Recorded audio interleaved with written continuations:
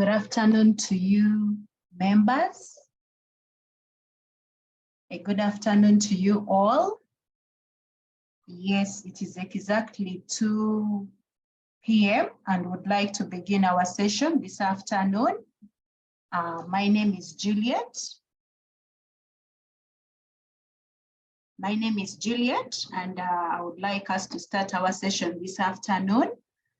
We are here to have a sensitization session. And this time round, we would like to focus on understanding our legal rights and responsibilities as members of the Makerere University Retirement Benefit Scheme. Before us is a program that we are going to follow. We're going to start with an opening prayer. And our very own Mr. Joseph Kalkok will give us the opening prayer, after which we shall receive the remarks from the chairperson of the board, Dr. Elizabeth Nansuhuga, but this time the secretary will give the remarks on behalf of the chairperson. After that, we shall receive the updates on the scheme strategic developments. In particular, we shall receive an update on the midterm access. Yes, we want to update you on where we are on this particular matter.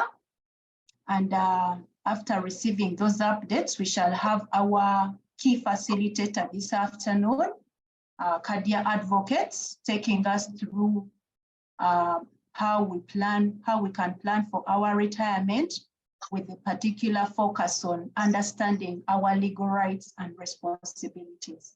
Thereafter, we shall take on questions and receive closing remarks at the end of the session. Key to note here is that we shall receive all questions during the time that has been slotted for Q&A. So without wasting any more time, allow me invite Mr. Joseph Kalkok, our trustee, to open for us with a word of prayer. Mr. Kalkok, you have the floor.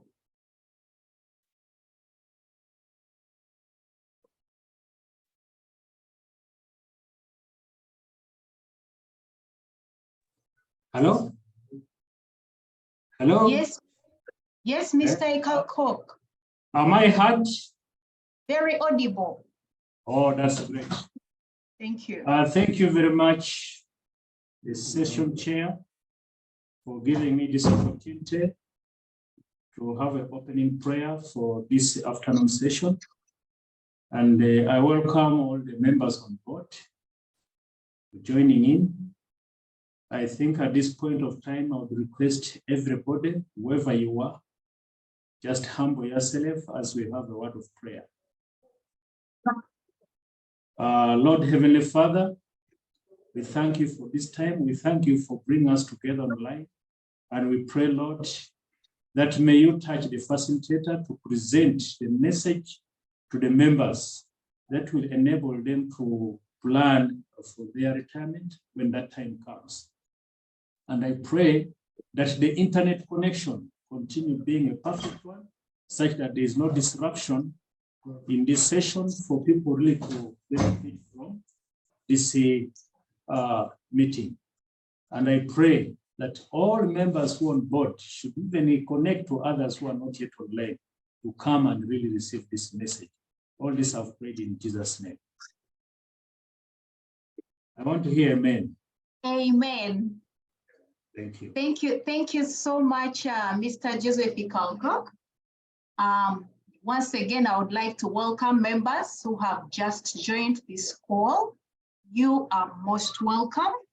We are glad that you are able to spare time this afternoon to understand your legal rights and obligations as you plan for your retirement. Yes, we are here to learn, we are here to brainstorm, we are here to discuss. And allow me invite Dr. Godwin Kakuba to give us the opening remarks on behalf of the chairperson. Thank you. Thank you, Thank you, Mrs. Juliet Nabukera, our APPO General Administration. Thank you for the invitation. Everyone online, good afternoon. I've already been introduced. I'm Godwin Kakuba. I appreciate and acknowledge that the chair of the board is currently being held up in another online meeting, which has taken longer than previously expected. She's with us and will participate in later activities as we go on in this engagement. And for that matter, she has requested that I give her opening remarks. First, she wants to recognize the presence of all the trustees on this call, especially Mr. Wilbur Naigambi. And she also wants to recognize our staff who have worked very hard to have this activity arranged amidst a very tight semester schedule and a fleet of many other scheme activities. You are still upholding the principles of the scheme in the long term, that at the end we are building the retirement fraternity of members of Makerere who will be informed to take decisions basing on the knowledge that we'll be sharing in these kinds of activities. So she appreciates that you work tirelessly to do that. Recognizes the presence of our statutory service providers on this call. Thank you so much for endeavoring to attend. But most importantly, she wants to thank the members who have made it to this call. It is not easy to find time, especially if the program says the training will take 2 hours. It's not easy to dedicate 2 hours. And moreover, plan ahead for those who registered. She says that's already a sign that you are very concerned and you are working on preparing for your retirement. And she says, keep this record. You look back and say, I'm glad I was able to. In particular, she has further requested I communicate to you that this kind of trainings by now maybe are familiar, but they are very important trainings of strategic in nature that we should all embrace, because the process of preparing for retirement is not only to have a lot of money, but is to know how to use that money. And also, most importantly, considering the topic for today's discussion, what are the obligations of a member? The trustees may know their obligations. The scheme staff may know their obligations, and one of them is to arrange this kind of activity. The sponsor may know their obligations, but you as a member, what are your obligations? In principle, at the end of the day, you are better off when you find that you fulfilled yours to the fullest. So the request is, please pay key attention. There will be Q&A at the end, but these are very important sessions. She welcomes all of you, and please call upon all of us. She governs a scheme that is responsible for over 3,000 members of staff. But nonetheless, the few who are here, we hope you will get the benefit that this training intends to achieve. By the time we leave this session, at least it should be clear if you've already doing your job, what can you do more? If you've not been doing anything, how do you start to execute your roles and responsibilities? With those remarks, she sends greetings. She sends greetings and hopes to join you later in the session. Thank you so much. Juliet, I hand over back to you. Thank you so much, Chairperson of the board, for the welcome remarks. Yes, once again, I would like to request members to give their hand clap virtual hand clap. Personal, I've given it. So members can also join me to give the chairperson a hand clap for those remarks. Yes, would like to welcome the 81 members who have so far joined this call. I know others are still finalizing lunch maybe, but we would encourage everybody to join the call. We are proceeding with our program, and at this point in time, you're going to join me to welcome our board secretary, Professor Godwin Kakuba, to update us on what is happening at the scheme. We all know that there are very many developments that have taken place, and there is one of particular interest to all of us, and that is midterm access, besides other strategic developments. And at this point in time, we are welcoming our board secretary to update us. Professor Godwin, kindly show your face as you give us the updates. Thank you. Thank you, moderator. I will show my face. I hope it enhances my communication. Although I can't see it myself, I hope it's there. It is there. We have seen it. Okay, thank you so much. Thank you for the opportunity to speak to the members once again. Once again, good afternoon. The main topic for today, of course, is the training, the member sensitization, the member education, and the key topic is very clear roles and obligations of the member. But it is an opportunity, like you have said, to update members on strategic developments at the scheme. It may not be on day-to-day issues that are taking place, but what is going on at your scheme members strategically. I will not take long.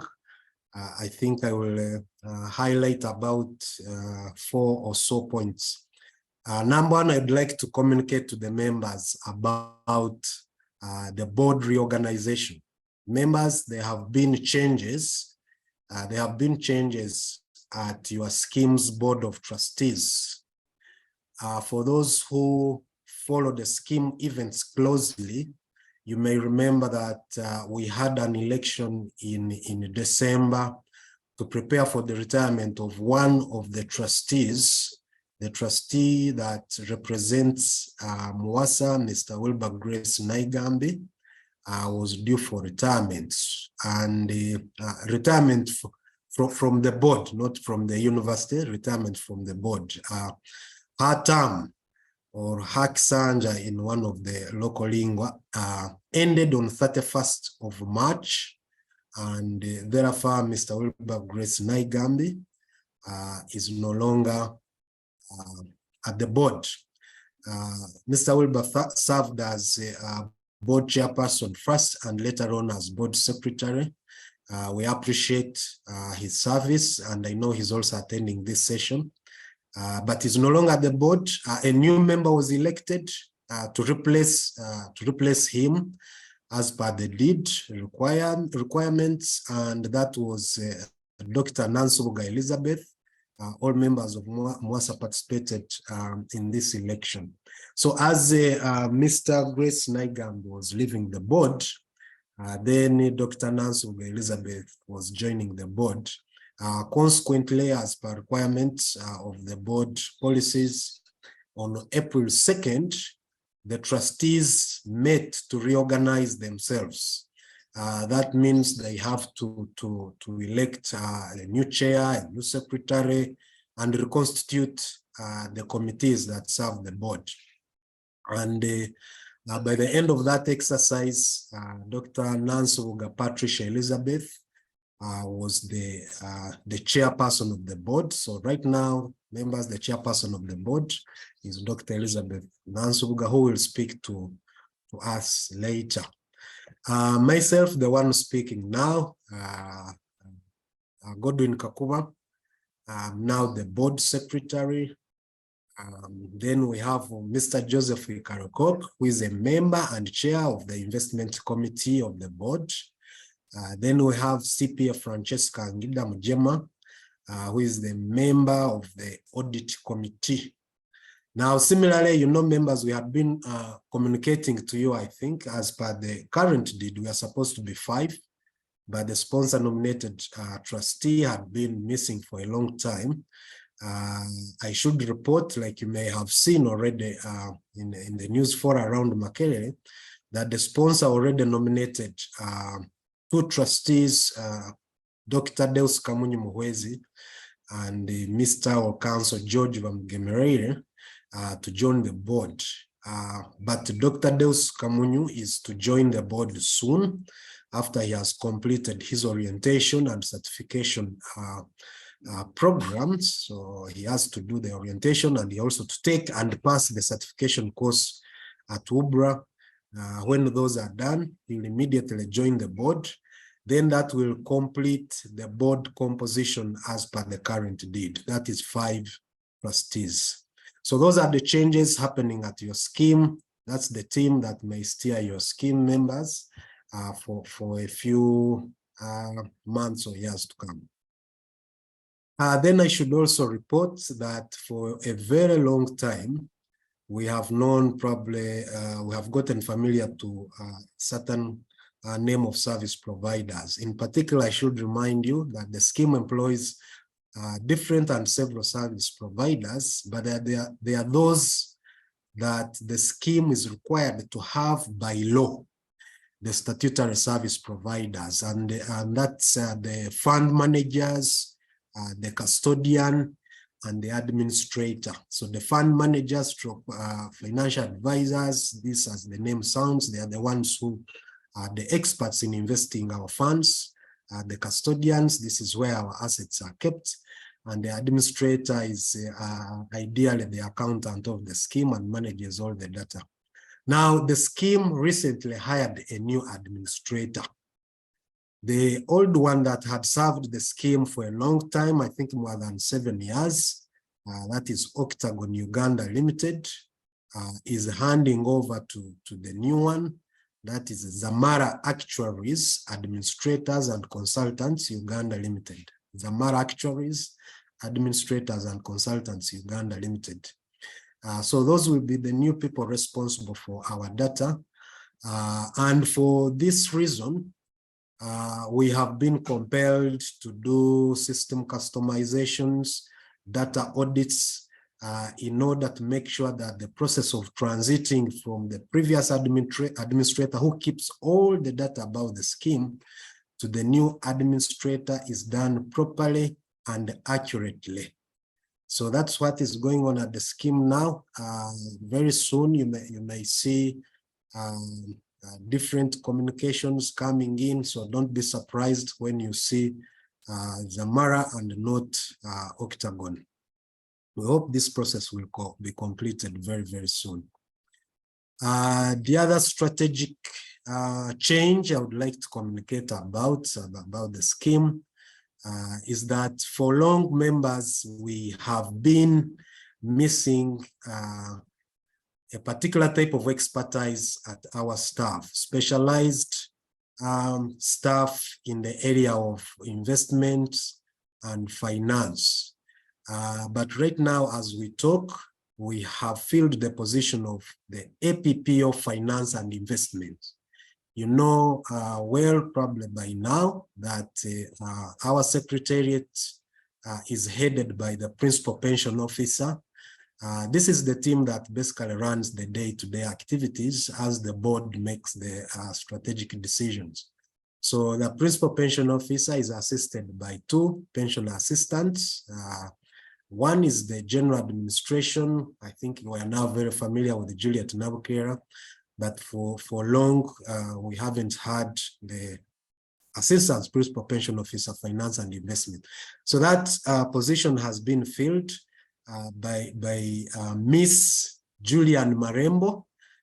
Probably she's with us here, but at an appropriate time, we'll introduce her to you physically so that you also can be aware.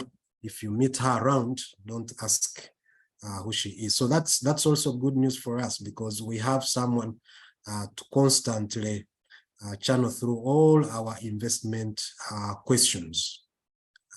Then maybe before I go last, let me not mention it last. That is the trust deed and scheme rules amendment, or commonly known as, or also known as midterm access amendment. All the members, those who are here and those who are not here, we have been together on this journey of amending the deed. And if you may remember, it started with the approval of MURBS as an exempted scheme to provide retirement benefits to the staff of Makerere University. At that time, the regulator communicated that therefore we needed to amend our rules, starting with the deed, to make sure it serves the status properly. When that was still being understood, the Attorney General also communicated somewhere around September of 2021 or thereabout, that indeed the deed needed to be amended. So we started the process of amending the deed. This amendment also includes the way we will access our retirement benefits. So in the deed, you also have a section that prescribes what are the legal acceptable ways or the legally possible options of how you can access your benefits. Can I have a school fees deficit and call and they give me my benefits? Or do I have to wait until retirement? When can I? So there's that particular section.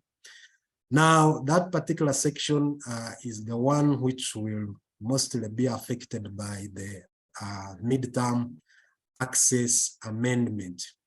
But all this to fast track well ahead. On the midterm access, it was not easy, because you promised to give people a fraction of their benefits before they reach the mandatory access options, the normal access options. You remember very well, we came to you, we collected data, then we came to you, we negotiated what are the rates that can be accessed. Then eventually we had an agreement. There, for me, that was a key outcome of this midterm amendment, that we were able to agree on the percentage to access, to make sure the overall goal of the objective, the overall goal of the scheme is still safe. Now, once that was done, the trustees signed. So it was no longer a question of whether the trustees want to give or don't want to give, or how much. That question was closed. Then we submitted to our sponsor. The sponsor also signed. That was a key milestone. Of course, we were not there to see people clapping, but where I were, for us, we are clapping on all these achievements. Then the last hurdle now was to have the regulator check that the deed indeed satisfies the requirements of a mandatory scheme, of an exempted scheme, collecting retirement benefits of members on behalf of government, mandatory retirement benefits. And in that mix, they also had to look about the feasibility of the midterm access option that was now being introduced. I'm glad to say that by 13th of Feb, we had submitted that to UBRA. I would like to thank you, members, for the patience you have exhibited. We have followed up together. You have followed up with us. As trustees, we are constantly in touch with UBRA. But most important is that we are very confident with how it was calculated, the data we got, the supporting documents that we attached to our requested amendments. We are very confident that we have a very good chance that will be approved. I should say that basing on the regular contacts we have with the authority, without necessarily regulating the authority ourselves, that this approval in not more than a month, I think, will have an answer from UBRA. I'm simply saying that I'm confident that the answer will be positive. So I thank you for your patience, but please hang on a little bit more. This answer will come. The trustees' input means that the answer is likely to be positive. So that's where we are. So I can now say lastly, I should comment on these trainings. These trainings, members, are strategic in nature. A few weeks ago, we had a training which was sensitization on early access. That was clearly geared to the question of midterm access. You know, is it good or bad? But this one we are having today, these are long-term, they are meant to achieve long-term objectives. They are pre-scheduled annually in our financial, in our calendar year. So don't be surprised about this. Put this training in that context, that the trustees are trying to empower their members, to empower members of MURBS, to make sure they are completely, legally, medically, financially prepared for retirement life. So please, for those who are here, thank you so much for coming. Please endeavor to share the knowledge you get from here. Also share with others. Take it that the trustees are doing this in good faith and for the benefit of the members. And the regulator is very aware of this. Very soon you'll see this one as a regulatory requirement. So thank you so much. I don't want to take a lot of your time, but those are the key strategic changes that are taking place at the scheme. I'm Godwin Kakuba, Board Secretary, and I hand over back to you, Julian. Thank you. Thank you so much, Professor Godwin Kakuba. Members on the call, you can join me to give Professor a hand clap for giving us a detailed update on what is happening at the scheme. It is very informative, especially given that our members need to be regularly updated on what is happening at the scheme. So those remarks, those updates are much appreciated. Thank you so much. We are proceeding with our program, but allow me welcome the members who have just joined the call. We have 147 members so far. So please, thank you so much for sparing this afternoon to be part of this call. I believe the updates have been very helpful, but most important is the session that we are going to have by our scheme lawyer, who is going to take us through what are our legal rights, what are our obligations, what is it that we need to be aware of as we plan for retirement, such that we don't wait to clock 59 and get a notice and then say, oh, I had to do this when I was 40. Oh, what if I had done this? So our scheme lawyer, Arcadia Advocates, is going to be taking us through those rights.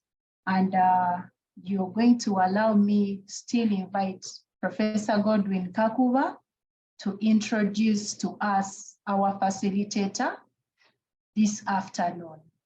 Professor Godwin Kakuba, kindly welcome the facilitator. And yes, thank you. Yes, thank you so much. Members, like I said, we have a number of service providers. By our board charter, the scheme has a lawyer who is a member of F&A. And in this case, our lawyers, our legal advisors, or our advocates are Arcadia Advocates. Arcadia Advocates, they have been with us for some time. And I think in the recent past, you have not had MURBS in any legal complications that they have not sorted. So I think they have done a good job. They are very well profiled members. We thank you, Arcadia Advocates, for supporting staff of Makerere University to make sure their scheme is secure. And The speaker today, I will not spoil the party. I will leave you to introduce yourself, but please join me in welcoming Arcadia Advocates. And they are doing this as part of their service to the scheme members. So we need to appreciate that as well. I have seen people saying, but the resources here and there. So thank you, Arcadia. Arcadia, you're most welcome. We are all ears to listen to you. Thank you, Chair, for that generous introduction. For purposes of introduction, my name is Martha Timjiwa. I'm here with Ms. Cleopatra. Hello, everyone who will be joining us as we make this presentation. We are not presenting this on our own behalf, but as introduced by the chairperson, by the secretary. Sorry, I'm used to him being the secretary. Sorry, the chairperson, and so I keep referring to him as chairperson. So thank you, Dr. Kakuba, Professor Kakuba now. We represent Arcadia Advocates today, who will be your facilitator for today's training.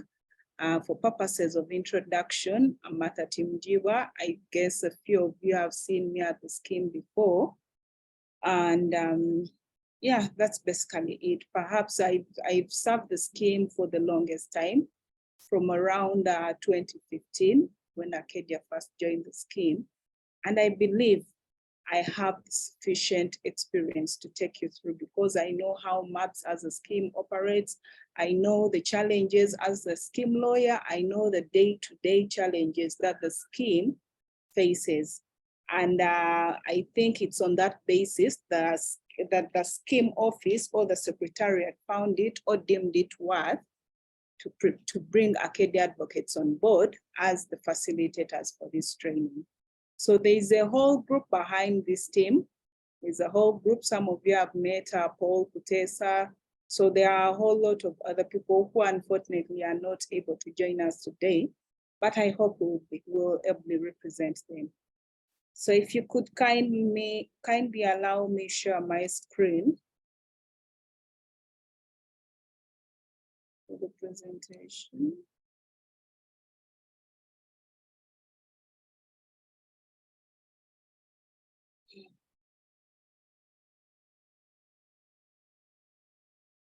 And stop sharing my video. So as already discussed, Arcadia Advocates, and today we get to discuss the role of the member, as well as the obligations of the member as far as managing our obligations are concerned. When you're planning for retirement, rarely do we pay attention to what our roles as members are concerned. We know the trustees, we know the roles of the secretariat as the secretary of the board has mentioned. We know the roles of the sponsor who must make sure. So we tend to make a lot of noise about this and that, but we never sit down as members to understand what role we can play as we manage our benefits. So all the people I've mentioned above, the sponsor, the secretariat, the trustees, may be slightly or fully aware of what their roles in ensuring that Martha, as a member of Makerere University Retirement Benefit Scheme, or Cleopatra as a member, has a golden retirement. But as a member of this scheme, have you ever wondered what your role is in the entire process of managing and increasing your retirement benefits to the scheme? Do you recognize that what you take home at the end of the day has a bearing on what you do during your service during your service to the university, or how what you can do to protect and preserve, and in certain circumstances, perhaps increase the benefits that get to be available to you at the end of your retirement. So today's discussion is majorly going to focus on that question. What can you as a member do to increase your benefits, to make sure your benefits are preserved, to make sure, to augment your benefits basically, and know that when you go back home tomorrow and you can no longer get in touch with your friends, and you can no longer make merry with so many people you've you've been making merry with at the university, you're still able to live a golden retirement and not regret the service you rendered to Makerere University, and not regret being a member of Makerere University Retirement Benefit Scheme. So this presentation has been broken down into 4 major sub-themes, so to say, and we'll discuss your role in management of the scheme. Then we'll discuss your role in contribution management. We'll discuss your role in the access options, or what you can do, at what point can you access, and then we'll open it up to you for discussion. So starting with our role in management of the scheme as members, we are going to discuss the issues. What can you do to control scheme governance or to contribute to scheme governance? We'll discuss how can you utilize the available meetings that are available to you as a member to increase your retirement package, and what can you do in the record management of the system. So what we need to know as we discuss the question of management of the scheme and what you can do as a member to make this process smooth, both for the trustees as well as for the scheme generally, and yourself, which, because the person who benefits mostly at the end of the day is the member. So what can you do? One thing you need to know is, first of all, is that benefits are a factor. What you take home, your entitlements at 60 years or at retirement are a factor of so many things. You have to look at the contributions you make to the scheme. If you're coming from a different scheme to join the service of Makerere University, you may come with a package from that scheme. For example, recently we've had members pick money from NSSF to transfer it into Makerere University benefits. Then we shall look at the interest we've awarded you over the years, and if there's any capital depreciation or appreciation in the investments of the scheme, then we shall also consider that. All these factors eventually contribute. So the formula, as you'll soon get to see later on in this presentation, is basically your entitlements or your accrued benefits at retirement are equivalent to what you contribute to the scheme, to what your sponsor helps you contribute to the scheme, to the interest you've earned over the years, the appreciation, and then the transfers you keep making into the scheme. So what can you do? All the discussions in here are going to be responding to that question, to that formula. How do we make that formula better? By participating in the scheme governance of the scheme. What you need to know is the process starts now. You cannot start planning for what you'll take home when you have a month to retire. No, it starts from the moment you join the university to the moment you're 45 or 55 or whatever. You don't have to wait for the last minute to plan. And knowing that I'm speaking to academicians, we are aware that you already have this information at your fingertips. But do you ever wonder how you can control the scheme governance, how you can control the appointment of trustees?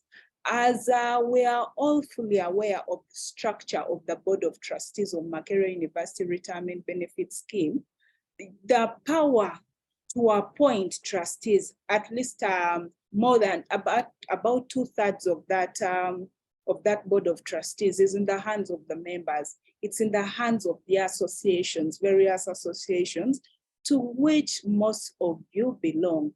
We have the way, we have MASA, MUASA, and all these contribute to the Board of Trustees. You appoint representatives to the Board of Trustees. How do you take this process when you're appointing the Board of Trustees? Because your trust deed and scheme rules have granted you that role, that power. It's a very big role. How do you arrive at the kind of person that you're sending over to represent you as an association of the university at the scheme level? Because as you already know, that once you send these people over there, when you pick your contributions from the university, when the university collects your 5% and tops up for you the 10%, which it sends to the scheme, you have no control over that money until retirement or until you qualify under any of the other access options. So you have no control on how it's going to be invested. All that power is within the hands of the trustees. So it's like getting your life and putting it into the hands of someone else to help you manage, trusting someone with your wife or husband and hoping that they will do a good job taking care of your wife or husband. That's a very sensitive thing. So when you appoint a trustee to the board of trustees as a member of MUWEI, as a member of MASA, as a member of MWASA, which kind of trustee are you appointing? It is a fiduciary relationship.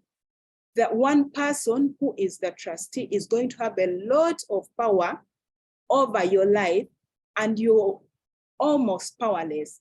But at point of appointment, you can control by who you appoint. What capabilities do they have as a trustee? Are you appointing the most popular of them all? Are you appointing whoever your neighbor has told you to appoint? Remember, when you're going back home for retirement, your neighbor is not going to escort you, so they will not be there with you at retirement. It's entirely up to you. And who you appoint is going to impact, because we have issues of integrity, we have issues of capabilities. Do you appoint puppets?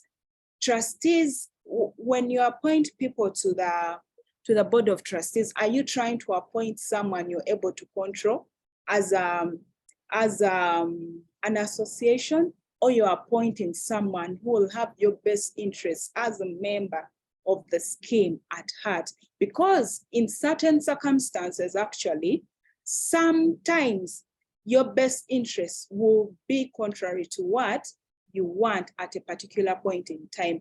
And trustees are empowered or are trained to be able to put your best interests at the forefront of their service, even when those best interests are not what you want to hear. So I would like to implore you members to kindly take that process seriously. And then when you appoint these people, please let them do the role, because you have trusted them. You sat in a meeting, you sat in an election, and as an association agreed the best person for us as MWASA to appoint to the board of trustees of Makerere University Retirement Benefit Scheme is Dr. Kakuba. When you did that, you trusted him to deliver a role. The reason why the law does not allow a trustee to be under the influence of someone else is because the law trusts them to be trained and empowered to exercise their duties as trustees in a professional and prudent manner. So when you're appointing someone, assume that you're appointing someone to take over the management of your property, because your money is your property. Are you confident that this person will manage your property in a manner that is almost similar to how you manage your property as a member of the scheme? So the other thing is the annual general meeting. Many a times, whenever the scheme I've noticed, I've been able to sit in some of the meetings that prepare for the annual general meeting. And I've come to realize that members are only interested in coming, find out one thing, that is the interest rate. But there's so much more that is discussed at the annual general meeting. We are discussing your accounts, your annual accounts, and in those annual accounts, there are so many disclosures that are made. We are telling you where your funds are invested as a scheme. They are telling you how much money they've made. They're telling you there's so much more information that is discussed. And in certain circumstances, they may bring resolutions that require the attention of the members. So don't come to an annual general meeting just to know what you've earned for a particular year and then move out and go. And make it a point to regularly and give meaningful attendance to their meetings, not just the general meeting, but any other meeting that the scheme may organize, because this is the only chance. It is your golden opportunity to scrutinize how your trustees, whom you appointed 2-3 years ago, are actually performing in the scheme. There are annual reports. Pay attention to the disclosures. In the annual reports, there is so much more than just this activity was undertaken. You'll have the profit for the year. You'll have the expense. You'll be able to read through and know how much has been paid to the service providers, for example. And like I always say, the devil is in the detail. So don't come to look at what is being disclosed to you as a member or what they're highlighting for you. You receive the annual report in advance. Kindly review and pay attention to the detail and ask the hard questions. Sometimes this is your point. This is when you hold the trustees accountable. It's the only time, like I said, your entire life is in the hands of someone you've trusted to manage it on your behalf. But you have no redress. Your redress as a member is limited to the general meetings and to a few legal remedies available in the law, but there is not so much. It is a relationship where one person has more control over the other. So when you attend the annual general meeting, you're able to scrutinize the reports and question why certain things are being done a certain way. Don't send a neighbor. Like I've mentioned before, your neighbor is not going to be there in your retirement. You have a right. The law has required you to be given an annual report in advance ahead of that AGM. Read it and come to the meeting and make a meaningful contribution to the scheme. So we have cases of the records of the scheme as part of the management of the scheme. We are required to maintain records of the scheme, and these records are supposed to be accurate and regularly updated. But you find that a member will update or will give records of their information at time of joining the university, and they never update. You go through so many phases as members. You joined as a single person, you're now married. You joined when it was just you and your wife. So much has changed over the years, and this information may not come in handy now, but it will come in at a particular time, at a particular point in time. Simple things that you take for granted, such as your names, how you write your name. Just writing Chewalianga. We ask you for who your children are, and you come and write Chewalianga. How many Chewaliangas can we find in Uganda if we were to look for your children? So it's very important for you to pay attention and have accurate and regularly update all your information at the scheme, because the day you wake up and we have paid Chewalianga Martha instead of Chewalianga Maliza is the day you realize that how you write your name actually means a lot. So do not take anything for granted when the scheme calls upon you to come and update your information. I know sometimes it feels like the scheme is asking for far too much, but this is intended to protect you because names can be similar. We can have Martha Timjiwa and Martha Timjiwa E. Those are two different people, and they can easily interchange. We have issues such as nomination forms. Do you ever wonder where when you wake up tomorrow, God forbid, as you plan, because not everyone will reach retirement. That is the sad reality. Death strikes when we least expect it. So the reason we ask you for all this information about your family is to enable us take decisions on your behalf in your absence. So when you give us information in a nomination form, do you ever sit back to wonder, in the event that I'm not around tomorrow, is this information that I've given these members or the board of trustees sufficient to help them make a decision as far as my benefits are concerned, because we do not need your money to stay in the scheme. Even when you die tomorrow, we shall look for people you would have wished for us to give your benefits when you die. So when you get to the nomination forms, give us and disclose fully. We understand that those disclosures may bring family challenges, but we also recognize that these are confidential documents. The information we collect from you as members of the scheme is strictly confidential. So feel free to go back home and lie to your wife about how many children you have. But when you are nominating people who you want us to give your benefits at the end of the day, pay attention to the detail. You alone are the only one who knows how many children you actually have. Don't let us get stuck with your benefits at the end of the day when we can actually give it to your children. Some of those children are actually minors and are still school going. You may want them to keep in school, but the money is stuck at MURBS because you failed to make a disclosure. That was basic. And perhaps it's understandable that in some of those circumstances, you may think that someone may disclose the information, but when you're filling these forms, please, please, please, please, fully, I cannot stress that enough.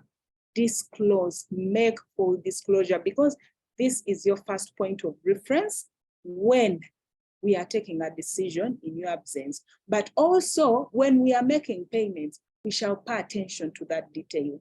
Then you have issues of legalities in nomination, inconsistencies in names of beneficiaries. You change names. I know legally it's members take it haphazardly, but the day you walk over to maybe passport's office and you're required to verify your name is when you realize the impact of you interchanging your names. In one, you're Cleopatra Kohire Chebambe. The next one, you're Cleopatra Kohire. Then the next one, you're Cleopatra Chebambe. Those are three different persons. So when you're making these disclosures to the scheme, go back to your national ID, because this is the first point of reference in Uganda. When we are looking for who Martha Timjiwa is, the national ID is a golden ticket to confirming who Martha Timjiwa is. So go back to your national ID, be consistent as you're writing your names, be consistent as you're writing the details of the names, because you may, if you turn up tomorrow, like I've mentioned, after 45 years of working for Makerere University, and realize that actually 15 years ago, MURBS picked your benefits and paid them to a different person. It is a very deadly point. I know MURBS will be held liable, we shall be required to pay, but the losses you make to the scheme and what you deny other members of the scheme because of one careless mistake, the cost ends up being a lot higher than just one individual. Because if we have to be taken on legally over a mistake you made 20 years ago, you're denying another member their right. So you're denying another member, you're reducing, in essence, another member's benefits out of one careless mistake. So take the processes seriously. Whenever you're invited to pay, whenever you're invited to update your information, kindly turn up and do it diligently. Then we have the question of investment of scheme funds. Have you ever wondered where you come in at time of investment? It is very clear that the investment role, like I've mentioned, you have limited control as members of the scheme. The power to invest these funds once you make contributions to the scheme is entirely reserved for the trustees. But remember, as I've mentioned, your entitlements, what we call your accrued benefits, are your contribution plus interest or loss, just so you're aware, we can wake up tomorrow morning and award a loss because we've not made any money, as well as the appreciation or depreciation in the capital investments of the scheme. So interest or loss is a direct factor of the investment decisions that are made. So even though we rely on a prudent investment policy, this is drafted and the parameters set in there. Of course, these must comply with the law. They are set by the trustees. The parameters of where and how, which must be aligned with the law, depend and entirely within the knowledge of the trustees.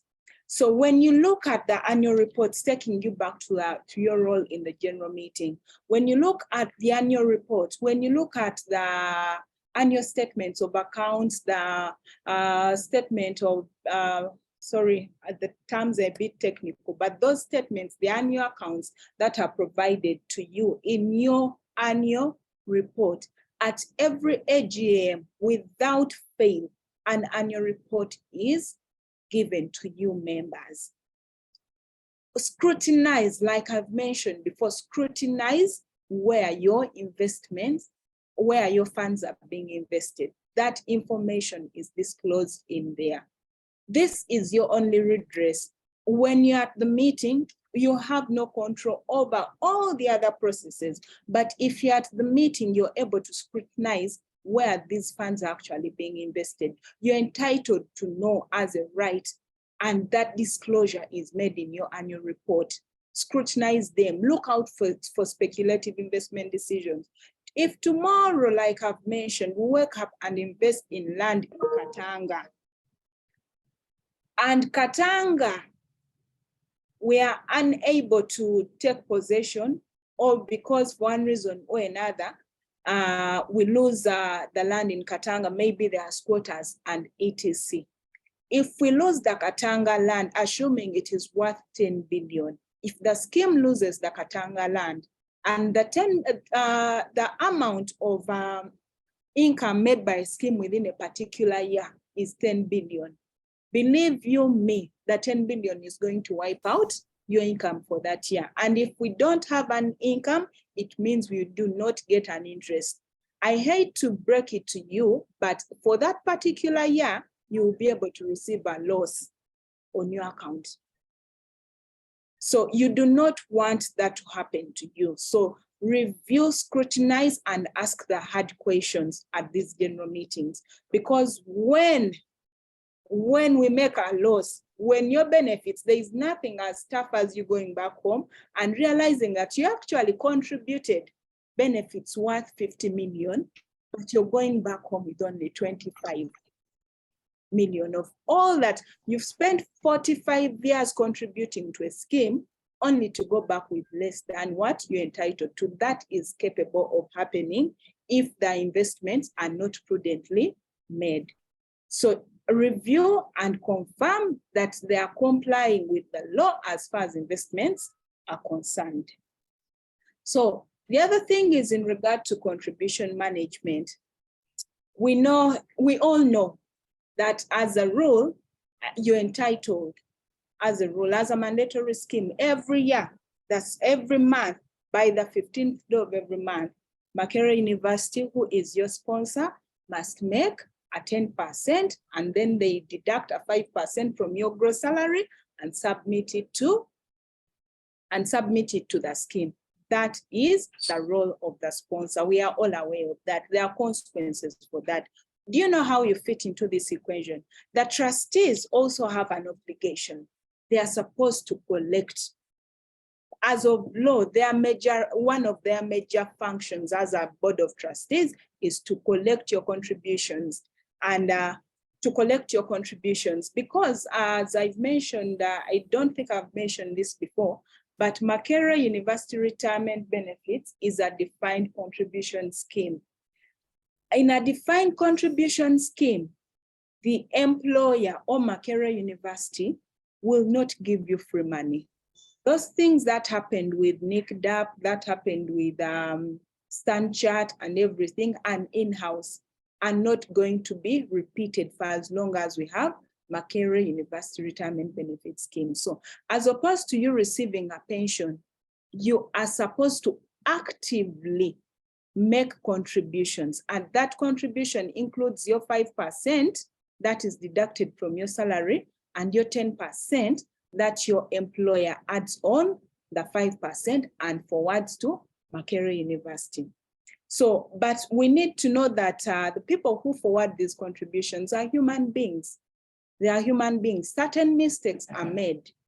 And as you now know, if there are no contributions, because this is a defined contribution scheme, if you don't have contributions, there is no interest and there is zero retirement benefits for you at retirement.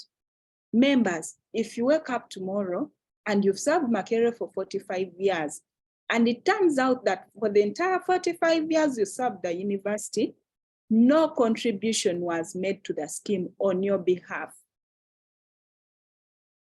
you're going back home with zero entitlements. And you will not hold the scheme liable because the scheme did not receive your benefits. Of course, there are limitations on that. So even the trustees are interested with a role to collect on your behalf, and there are penalties for late remittances. And when you look at the scheme, Makerere University right now is mandatory in nature. Unlike 3 years ago, where it was still voluntary in nature. Now, every employee of Makerere University must contribute to the scheme. Do you ever wonder what happens to your money in a project? Of course, projects have their own limitations without inciting, but the systems set up at the university are not in position to tell the scheme with accurate certainty who is belonging to which project. But you members know the kinds of projects you serve, and you know the kinds of entitlements you have in those projects.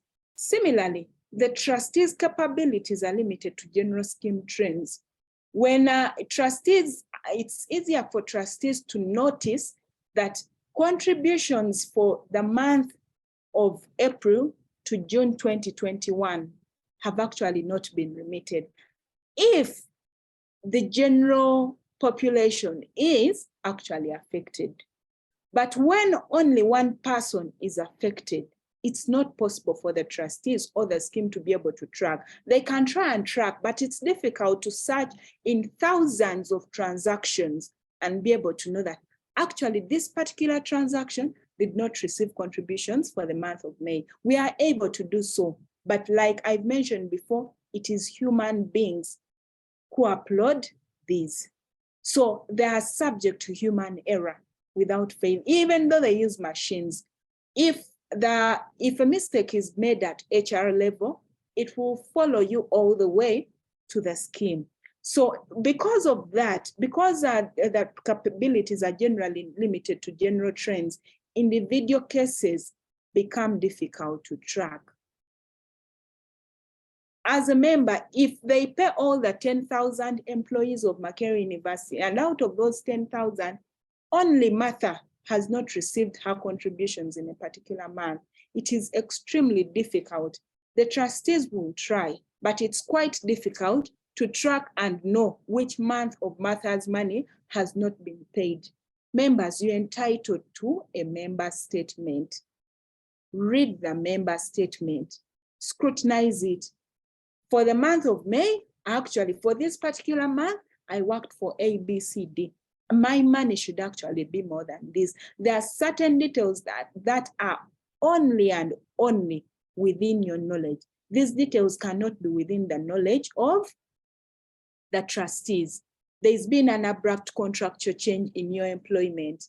You've gotten a salary increment. When they're sending you a salary increment letter, a copy is not sent over to MURBS. It is not. It is, you're given a copy and the sponsor retains a copy. So sometimes we shall notice general trends or general changes in the nature of contributions that are coming through. Now, when we notice those general changes, we may do some guesswork. We go back, of course, to the human resource office. But the human resource office, like I've mentioned, is managed by human beings. It is subject to human error. But you know, you have your contract, you have your appointment letter, you have your letter of promotion, you have your letter for a particular project, you know all the projects you belong to, you know which project is going to give you how much. All this information is within your knowledge and not within the knowledge of the trustees. So when you receive a member statement, pay attention to the detail. The devil is in the detail. Read through the member statement, scrutinize, and highlight any changes or any errors or anything that you think is actually not reflected as per your expectations, and follow up with the scheme office. The scheme office is open 24/7. Do not wait for 60 years to be able to realize that actually, I've seen cases where members come back to complain and say, you actually cheated me on my benefits. But what role are you playing now when you're still energetic? You have to wait for when you're 60 to know that you received delays. Sometimes the problem will actually not be at MURBS. It will not be at the scheme office, but it's emanating from the human resource office. And you have the ability, it is your money. It could be 50,000, it could be 10 shillings, it could be 100 million. You have the power to follow it up and make sure it is fully paid. So confirm all your contributions as you expect them to come through, and be vigilant. Follow up with the scheme office, follow up with the trustees, follow up with the sponsor. Then do you know that you can also make your benefits bigger? Like I said, you go back home alone. When you were signing your contract with Makerere University, we did not call the entire team. We didn't call all your friends that you chill with at the staff canteen or wherever. No, it was Martha in your individual capacity. You alone. You alone know your current lifestyle, and the lifestyle has an impact on the kind of life you will live at retirement. So you can opt to augment your benefits by contributing extra over and above the 15% that you're entitled. It is allowed within the law, because you pack your bags and go back to Mbale alone. We will not go with you. Look at the contractual negotiations. This is a general problem with as far as projects are concerned. We have investigation, they're called investigating officers, something like that. These people are responsible for negotiating your projects. They are not directly linked to Makerere University, but you're liable to contribute under projects. But the nature of projects in Makerere University is such that it is impossible to track them down and know which project is being run where. And then certain projects come with particular conditions. So you may not be in position the scheme may not be in position to negotiate how much comes through on your behalf from the project. But you have the power to do so at time of negotiating your employment contract. So when you're negotiating your contract, review, pay attention, how much are they paying you in terms of retirement benefits? Because all these help augment what you take back home at the end of the day. The bigger your contributions, the more interest you receive, and the bigger your entitlement or accrued benefits at point of retirement. So we have the other challenges in regards to access to benefits. The ideal situation is that everyone else would love to retire at 60, but certain circumstances arise. That's the ideal. So the ideal is the normal retirement age, as you are fully aware, is 60 years. And as you're still aware, this retirement process is governed by the trust deed and the rules. So at retirement, I'm sure most of us here know that you can access 100% of your benefits, and you can opt to leave some of the benefits, or you can. I know there's been previous discussions on this, so you're fully aware. But what you do with that money at that point, your legal right is to receive, and our obligation is to pay you in accordance with how you have asked. But how are you going to receive your retirement package? is entirely up to you. Do you want to receive it as a lump sum? Do you want to receive it partially? Do you want to leave it with the scheme until you're totally incapable of proceeding, working? Do you want, you're still under contract at Makerere University and you still wish to maintain your benefits until such a point, maybe 70 years, when you are aware that I'm now no longer able to work and I need my money. For that entire time, your money will be growing, but the decision is wholly dependent on you as a person. It's up to you to take it. Now, we have cases in our previous legal regime as a scheme. MURBS was not, you would be entitled to also receive your benefits at resignation or dismissal. That is no longer possible because you are a mandatory scheme. You can only pick those benefits and transfer them to another retirement benefit scheme. So when you wake up tomorrow and resign, you will not qualify for normal retirement, but you have a right to pick your benefits and send them over to NSSF, for example. So, but this is the ideal situation. So certain times, circumstances happen that are beyond our control. For example, you get to a point and for one reason or another, your back is no longer able to withstand the working conditions. So you wish to retire 5 years earlier than you're scheduled to retire. You wish you've been diagnosed with a disease, you're no longer able to work. The employer, who is Makerere University, has retired you because they think, given your medical conditions, you're no longer able to work. There are exceptions to that access. So you don't necessarily have to wait until you're 60 years if the circumstances make it impossible for you to do so. Our deed and rules, as well as the benefits payment policies, allow you to retire early. But that retirement is initiated by the sponsor. So you can opt to move over to your office and retire, because we will not be able to pay you until we have a confirmation from your sponsor that you've actually retired. So you won't just come to us and allege that you've actually retired. No, it's legally not possible. You must provide the proof of retirement. So if you wish to continue retiring, we shall not give to continue working as a lecturer. We shall not pay you your money until you attain 60 years, which is the normal retirement. But if you opt to retire early, we can give you 100% of your benefits. But remember that you must have been in pensionable service of the university for a period of 10 years. Then we have the question of, before I get back to mortgages, and I'll discuss medical grounds.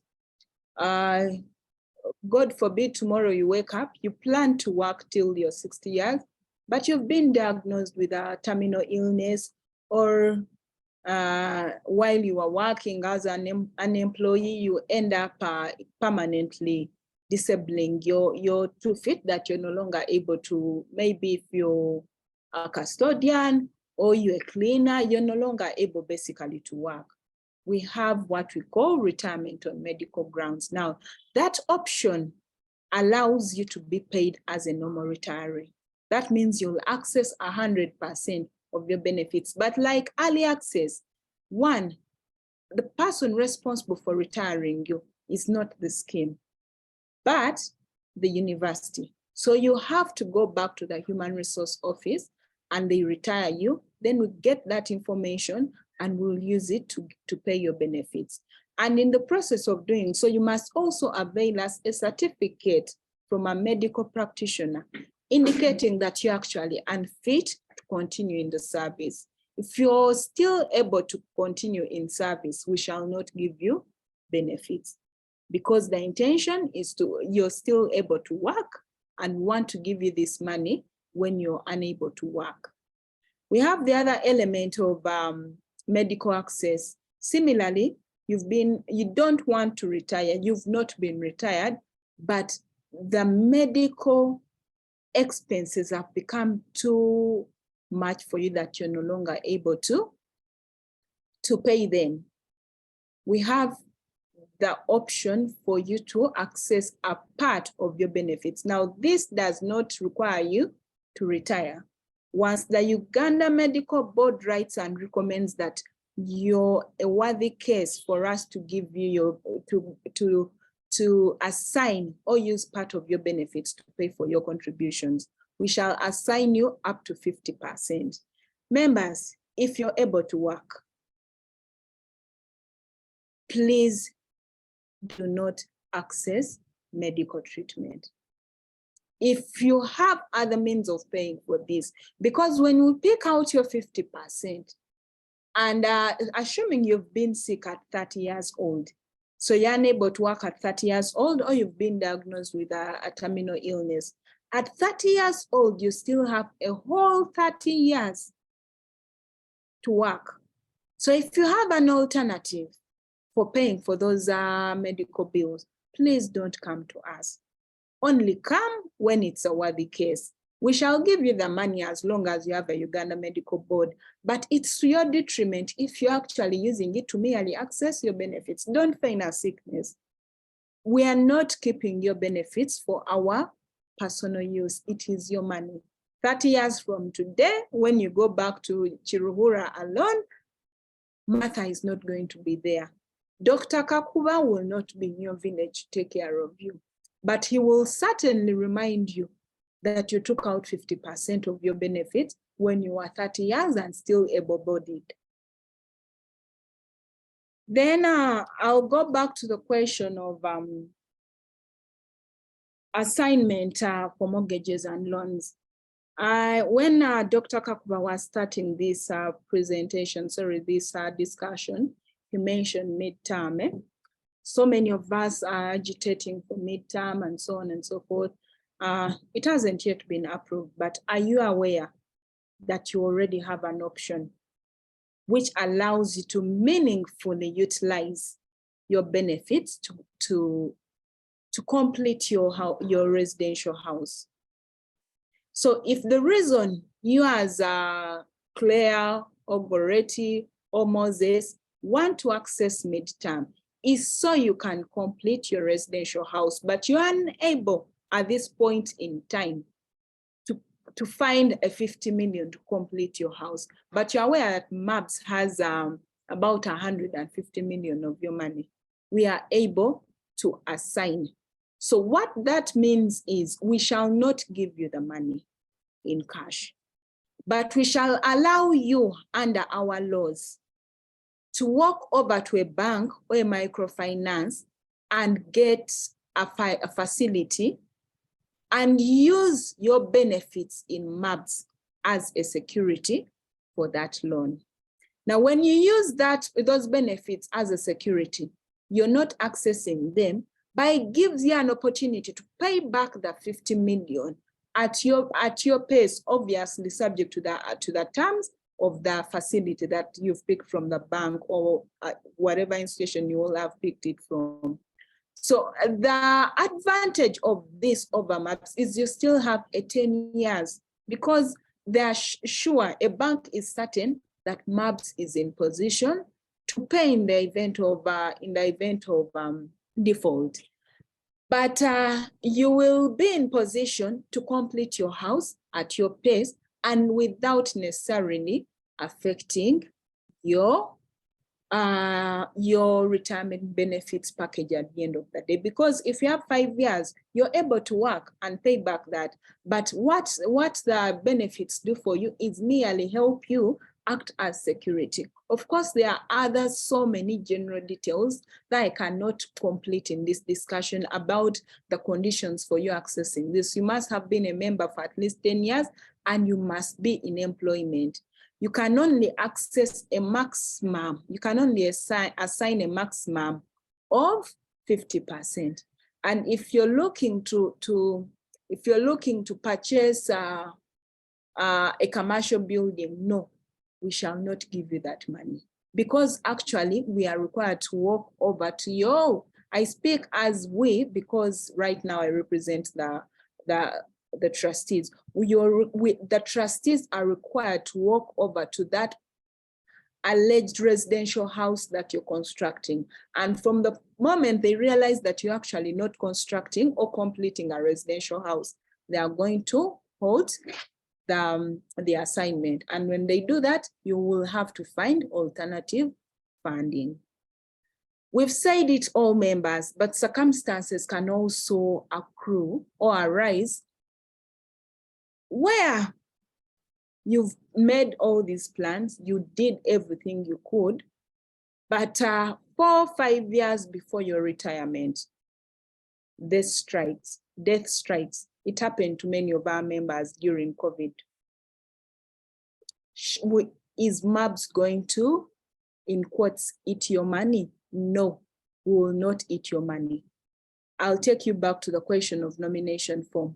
We shall rely on the information you've given us under that nomination form and help you to the best extent possible and to the extent of our abilities, help you distribute that money as you would have wished us to help you distribute that money. So as you fill that nomination form, it's important for you to align it with who you want to manage your affairs when you're dead. You know which of your children is more cantankerous than the other. You know which of your friends has your back. You know which of your many wives is actually more reasonable. You know, you have all this information within your knowledge. Please, please, please update the information regularly as possible, and tell us how you may wish for us to deal with those benefits at time of retirement. Unless there are other questions, I would go back to our major reason for us sitting here.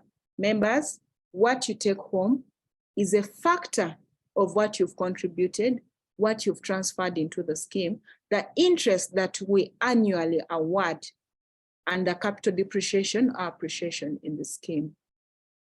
Play your role in this process. Don't wait for the Board of Trustees because you appointed them. Do your role.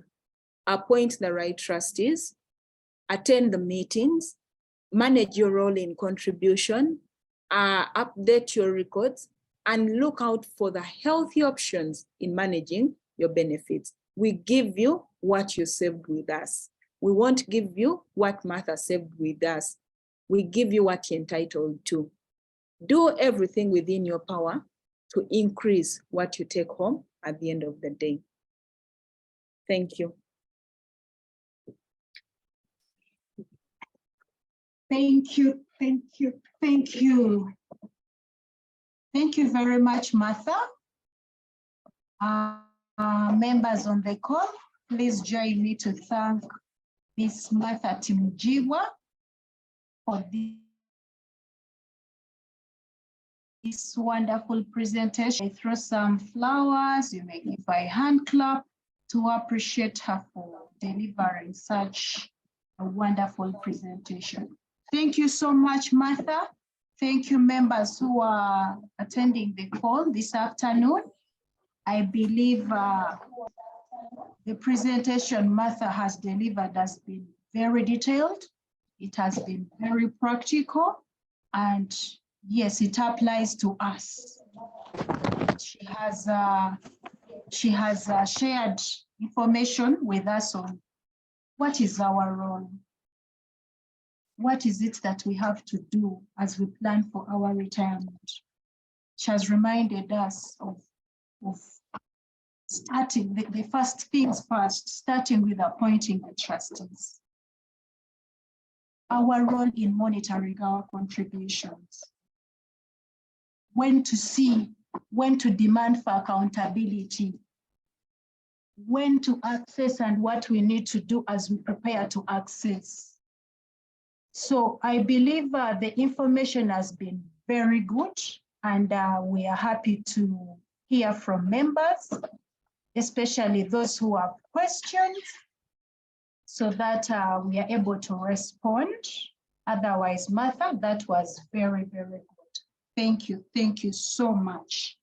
Members on the call, we are proceeding with the Q&A. we would like Martha to answer a few questions as well as the trustees. But before we go to the Q&A, we would like to introduce to you the team that is behind MURBS, and those are the trustees and the secretariat staff, but also the service providers and co-opted members who are on this call.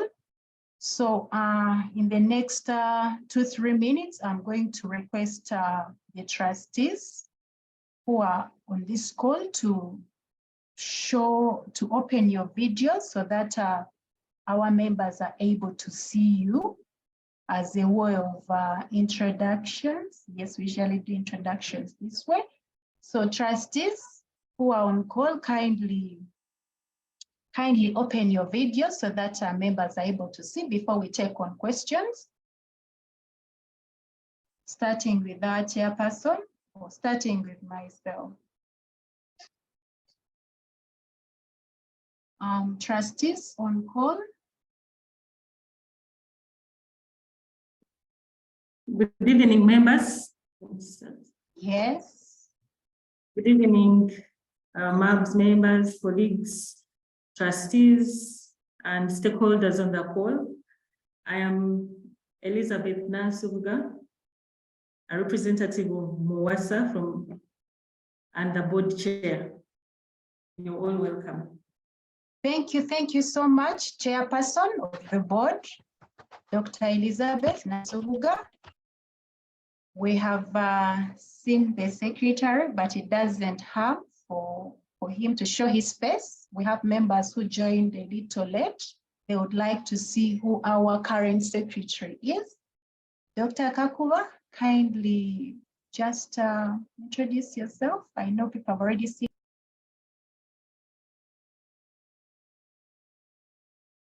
Thank you, Juliet. Good afternoon, members and everyone on call. Godwin Kakuba, my names. I did introduce myself at the beginning. I'm happy to introduce myself again now. Trustee of MURBS and the current board secretary.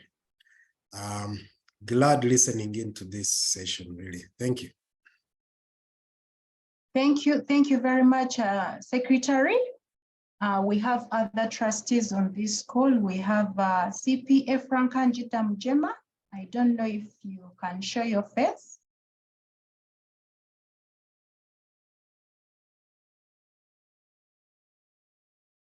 Okay, we can have Mr. Joseph Kalkok if you're there. Yes, Juliet, I'm there, but I think you can't see my video. Am I seen? Hello? Yes, we have seen you. We have seen you. Thank you so much. Thank you. Thank you, Mr. Ikalkok. Okay. Yes. Well, you're welcome. Okay. We can have we have our co-opted members. Arcadia Advocates is one of the co-opted people we have on our board. I believe we have seen Martha, who is representing Arcadia Advocates this afternoon. But also we have other members. We have Dr. Sol Nsubuga. I don't know if you're there to say hello to us.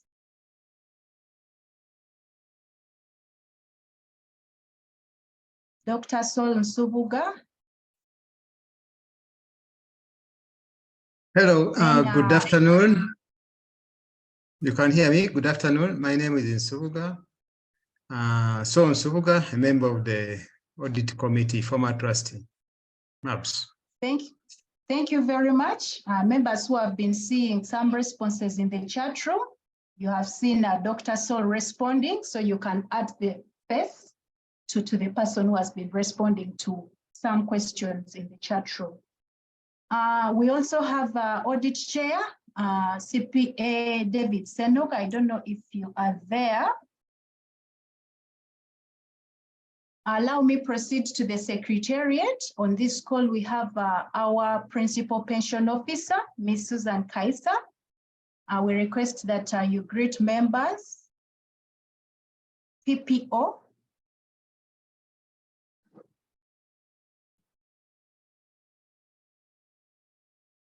PPO kindly greet the members on the call.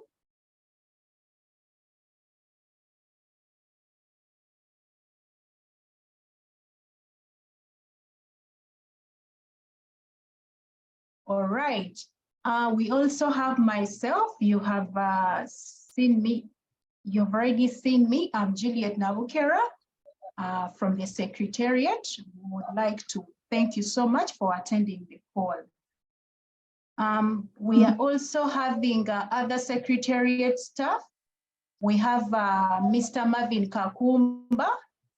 Mr. Marvin Kakumba, kindly show your face.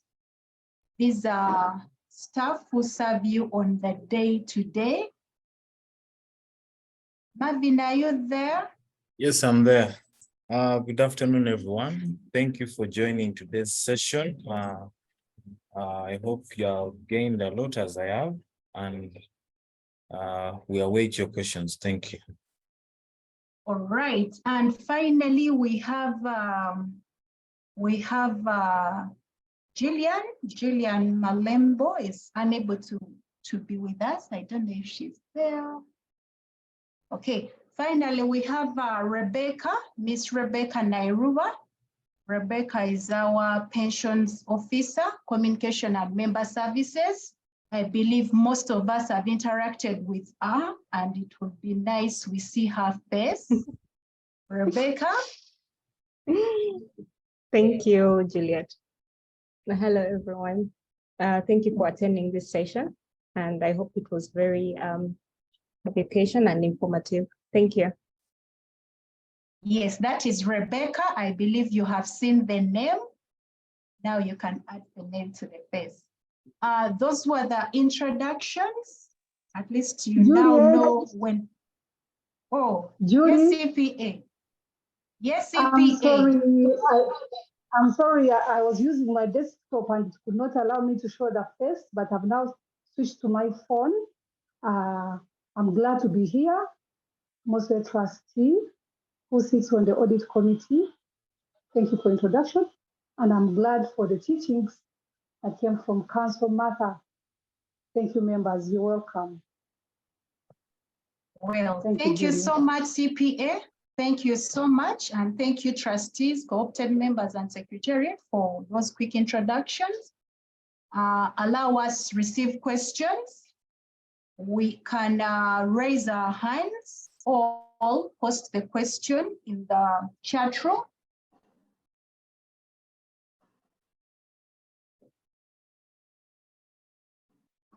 Yes, we can post some questions in the chat room, or you raise your hand so that we take on your question.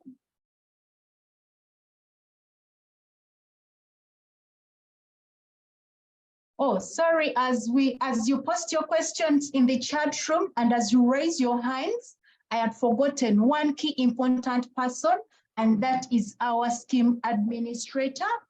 Zamara Actuaries is being represented by Mr. Philip Musinguzi. Mr. Musinguzi, kindly show your face so that members on this call can see you. All Philip? right, thank you very much, Juliet. Just want to confirm that I'm visible. Yes, you are. All right, thank you very much, Juliet. Good afternoon to the members, and it's an honor to be part of this sensitization. Thank you. All right, thank you so much, Philip. Yes, we can now take on questions. I'll be picking three questions. You can either raise your hand so that we take on your questions. All right, I have Mr. Andrew Akampurila. Your hand has been up for quite some time. Marvin, kindly unmute Andrew so that he can ask his questions. Andrew?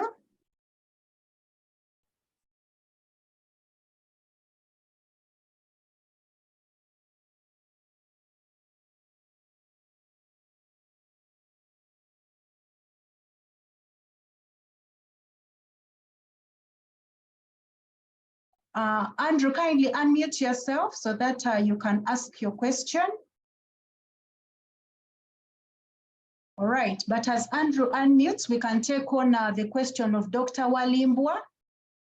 Dr. Walimbwa, if you're able to unmute, kindly take the floor. Good afternoon, Juliet, and good afternoon, members. Thank you very much for this opportunity. And thank you very much, Martha, for the wonderful presentation. I think it is very, very beneficial. One thing that I wanted to ask a quick one was, is it only a residential house that is allowable, or there are some other key things that can be allowable in terms of those facilities that you have? I submit. Thank you.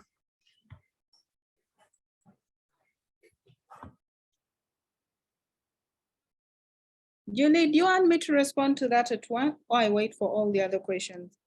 Kindly take note of it so that we take on at least 3 questions. Okay. Okay. Thank you, Dr. Walimbwa. We can have Mr. Biamukama. Mr. Biamukama, able to ask? Yes, Yes. Juliet, good afternoon, and members. Good afternoon to you, sir. Thank you. I thank the council for the update information we have received this afternoon. I'm so grateful because they have benefited a lot.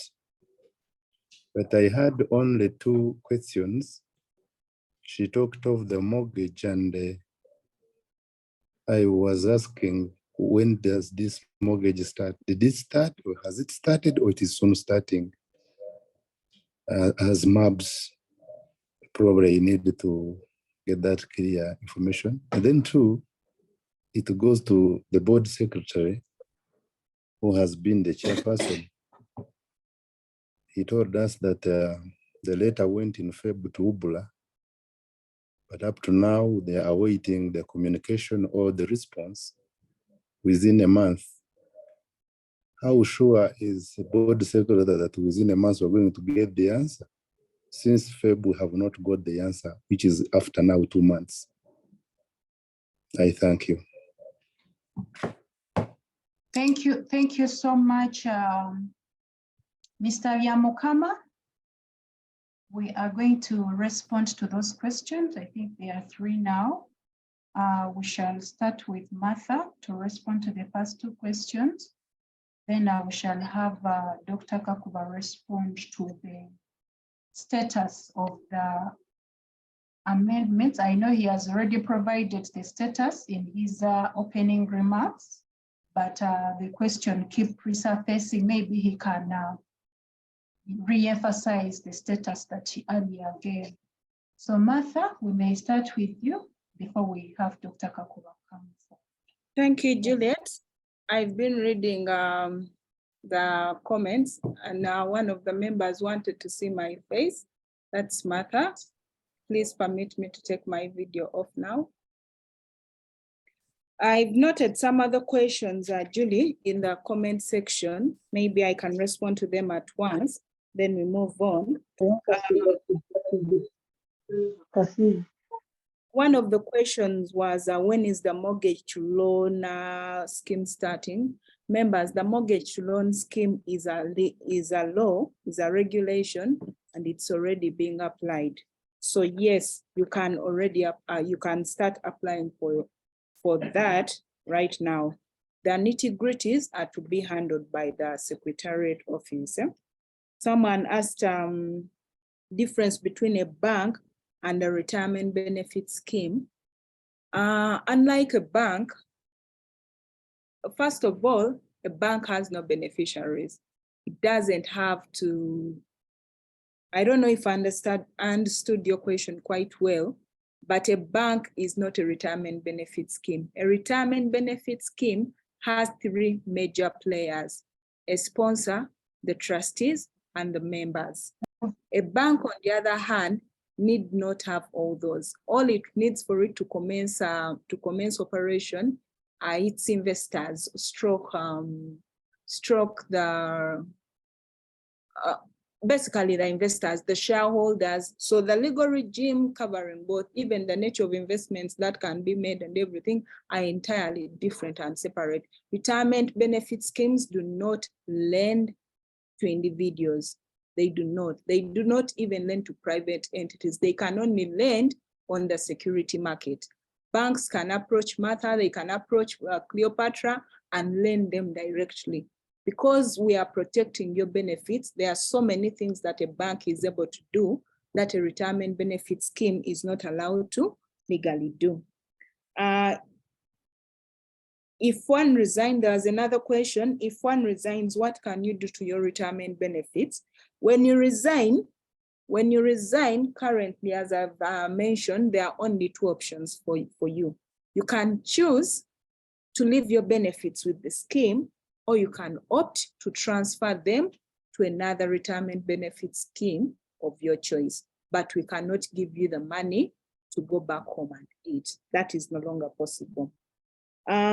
Is it only a residential house that is allowable? That is correct. You cannot apply, you cannot assign your benefits for any other purpose. It's strictly for a residential house. From the time of approval, how long to actual payment? I'm not sure I understood that, Sabina Levy. Kindly rephrase your question and send it. Then the last question, which came in from one of the participants, is how long? Is the law already working? Yes, it's already working. Please take advantage of that. Thank you. Over to you. Martha, yes. just before you go, there is a question from Harriet. She says, may I have more light on the statement which says, who you appoint impacts what you take home at retirement. Take it seriously. You may answer that as well. Okay. So Harriet, I think he joined the discussion a little late. So what we are basically saying is what you take home is a question of so many factors. The people you appoint to the board of trustees have so much power. They are able to do so much. They manage your benefits. They do your investments. They are responsible for determining how much interest you earn at the end of the year. So you get your life and put them in the hands of 5 individuals. So the kinds of people you send to that board of trustees, as a member of NUE, as a member of MASA or MUWASA, you must be confident that they are possessed with the relevant capacity or capabilities and skills to manage your benefits in almost the same way you would have wished to have your benefits managed if you are managing them yourself. I hope that throws some more light. Thank you. Thank you very much, Martha, for the responses. Allow us to invite the board secretary to respond to the question of midterm. It's been asked by several people, but I believe he can sum up one response to all those different questions on midterm. Dr. Kakuba? Yes, thank you, Juliet. I think in particular, Council Member Jackson Vyamukama, Council Member Jackson Vyamukama was clear with his question. He said the board secretary is saying the answer might come within a month, but how sure is he, since it has not happened within 2 months? The letter was submitted in February. Jackson and members with a similar sentiment. Yes, 2 months since February, that is some time of work. So a lot of work has been done within the last 2 months. And basing on that, and like I've said, we are constantly in touch with the regulator without necessarily having to regulate the regulator. We are constantly in touch, and we are aware, based on the work they have done in the last 2 months, we can estimate that within the coming month, we may get the response from the regulator. Our prayer is that it is positive, like I said at the beginning, but then I also said we are not just praying, we are also confident of the work and supporting documents that we submitted. Thank you. Thank you very much, Dr. Kakuba. You will allow us to push this question to the PPO. There is a question that has also reappeared to do with member statements, notifications, and members would like to know how can they confirm that the employer, because the presenter has mentioned that we need to monitor the way our contributions are remitted by the sponsor, but how can the members monitor this if they are not getting statements, they are not getting notifications? But also, as the PPO answers that question, would also request her to comment on why some individuals have multiple accounts, especially those who are on the main payroll, but are also working on several other projects. Why is it that the scheme cannot merge these different contributions into one single account? So PPO, we request that you comment on this.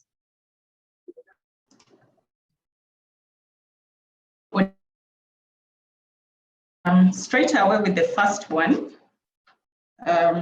regarding statements. Earlier on, when the board secretary was giving his opening remarks, actually it wasn't remarks, but it was updates on scheme strategic developments, the most recent. He talked about a transition where he introduced our new administrator, Zamara. We are transitioning from Octagon to Zamara. And this has compelled the scheme to undertake certain operational requirements, preparations, the data audit, system customizations. The people who are already registered with the scheme were previously getting their statements and notifications, SMS, and were urging members to register for those that were not getting them. But this is going to come back soon because we are in the final stages of doing the data audit and the customizations. So for all the registered members, this is going to be soon resolved. You should be able to get notifications as it was before. But for accessing information, the scheme office is open. You just have to send a request, email, WhatsApp, call our toll-free number, and we'll be able to just extract and send you that statement. But for regular notifications, those ones will be rolled out again once that process is closed, and we expect that to be soon. And your contributions are indeed coming in. The latest contribution we got was for March, and the statements are being updated. I hope I have answered that question, Juliet. I'll move on to multiple accounts. In the scheme, we do have members on the main payroll, yes, indeed, but we also have projects. You will note that the payments that come from the main payroll come from the government directly. So Makerere University Central Management is responsible for those, and they do send the supporting schedule and information. So those are managed separately from the projects. Whereas the projects are under the university, they are sort of sub-sponsors because the employment terms and other information is different.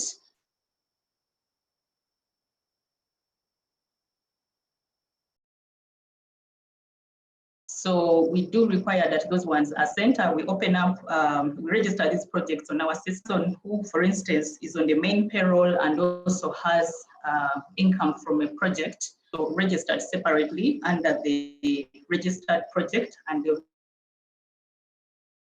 have a separate statement.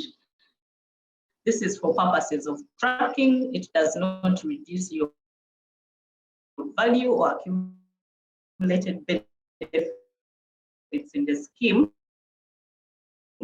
we are effective in tracking that. So there is no way we'll be able to confuse who is who, but this is of ensuring that we do not mix up the project closes anytime while the main payroll continues. So this is purely we make sure that we can be able to track, because if we merge, then we'll not be able to track that appropriately based on what our system is able to do. But it does not confuse your funds in any way, because you realize that there are people who are on the payroll, their contributions come in promptly, but the ones on the project are not coming in promptly. They are irregular.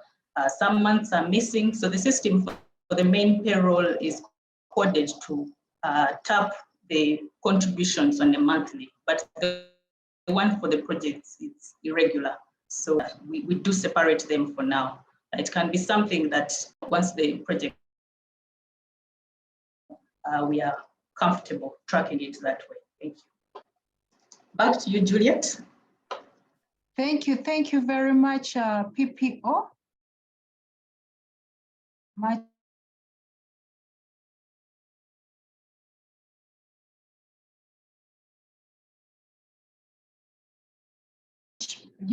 There's in relation to updating statements, getting notifications, and the like.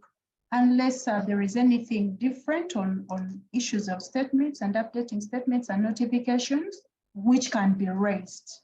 You can raise your hand, or you can post it in the chat room. There is a question I saw in the chat. Hello? PPO, you have the floor?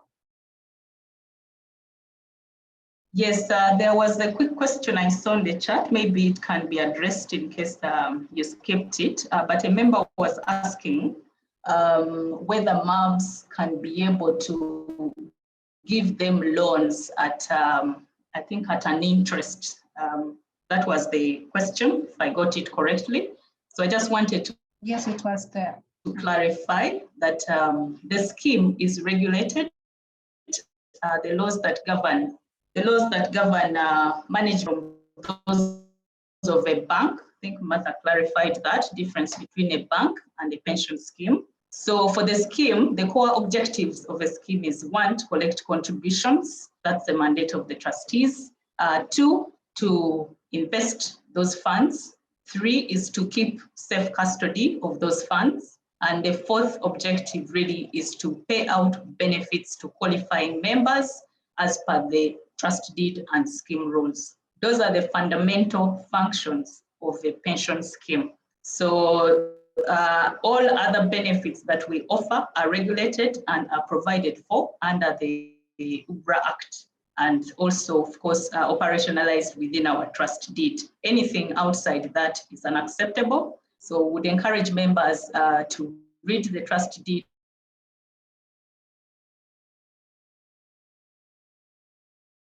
to read the scheme rules, and we'll keep publishing this. Feel free to request for a copy so that it's not acceptable. Thank you so much.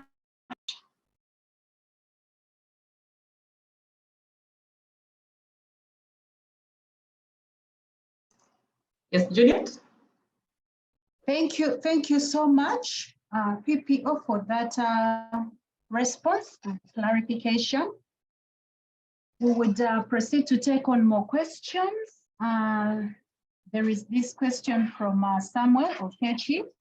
Is asking whether the requirement of a member to be an ambassador in order to qualify to get nominated for election to the position of a trustee is not legal, is not a legal requirement. Is this true or false?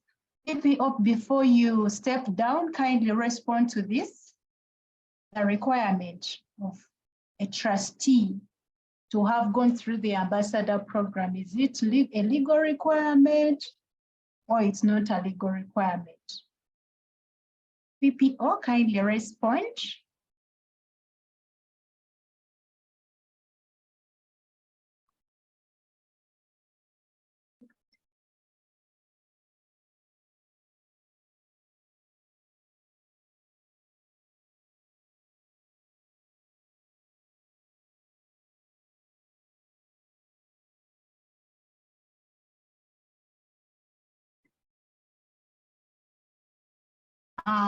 Yes, PPO, I requested that before you step down, you kindly respond to this question.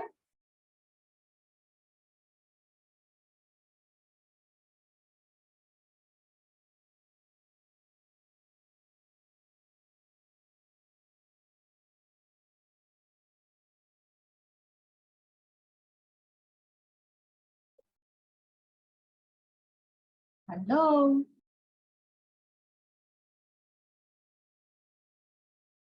Hello.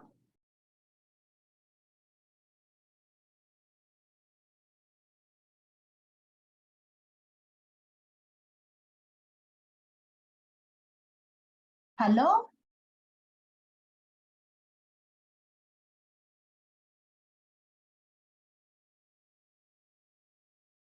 Yes, we are here.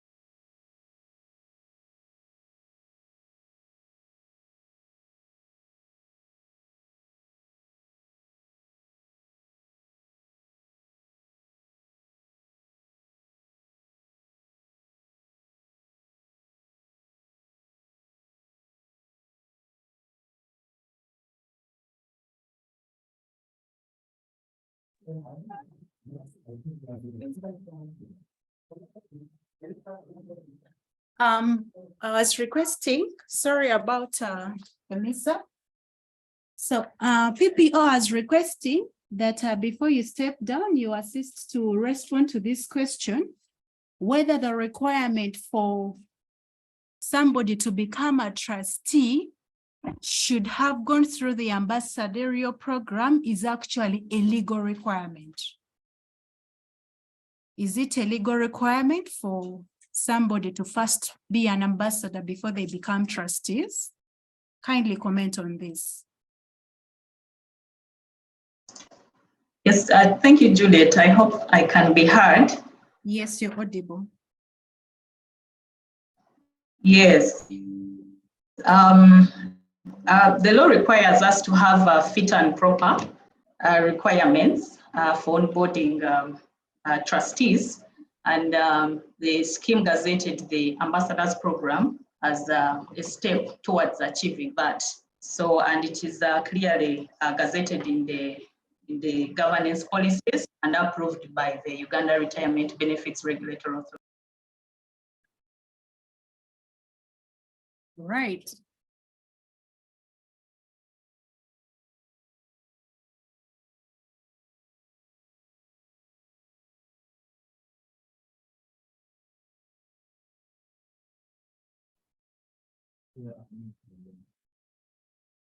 Thank you. Thank you very much, PPO, for that response. I believe Mr. Samuel Okech, your question has been responded to.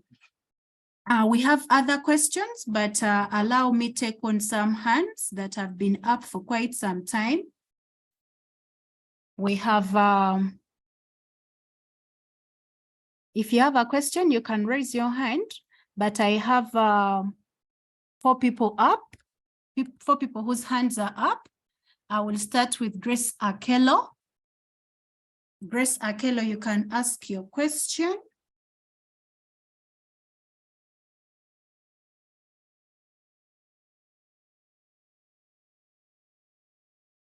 Grace Akello, you've been permitted to talk. Kindly unmute and ask your question.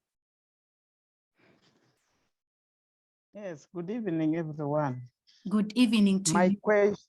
Yes, my question was, although someone answered from the chat, but my ambassador does not have an answer. I was asking last year when the university sent our savings to NSSF, they sent the 3 months of March to May they sent only with the 5% our contribution. They did not send their 10%, the employer contribution. So my question was, have you people followed up with that money? Has the university now remitted that money to MURBS? Thank you so much. Thank you very much, Grace. A response is going to be provided. Let's take on 2 other questions. Mr. Sabili Levy, kindly unmute and talk. Levy, you can unmute and talk.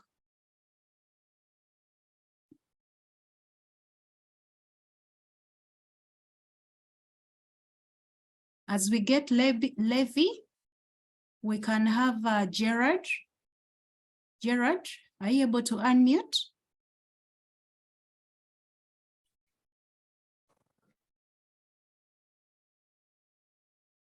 All right.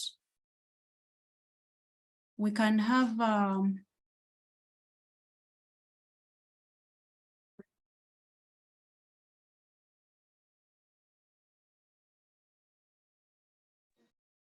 Gerard, are you able to speak to us? Oh, okay. Levy, you've unmuted. Kindly ask. Yeah, my question was, we've been waiting for response of the regulatory authority. And from the time you get a response from regulatory authority, what are the processes required and how long will it take for somebody to get these benefits on midterm? Thank you. Thank you very much for that question. A response is going to be provided. We can take on the 3rd question from Stephen.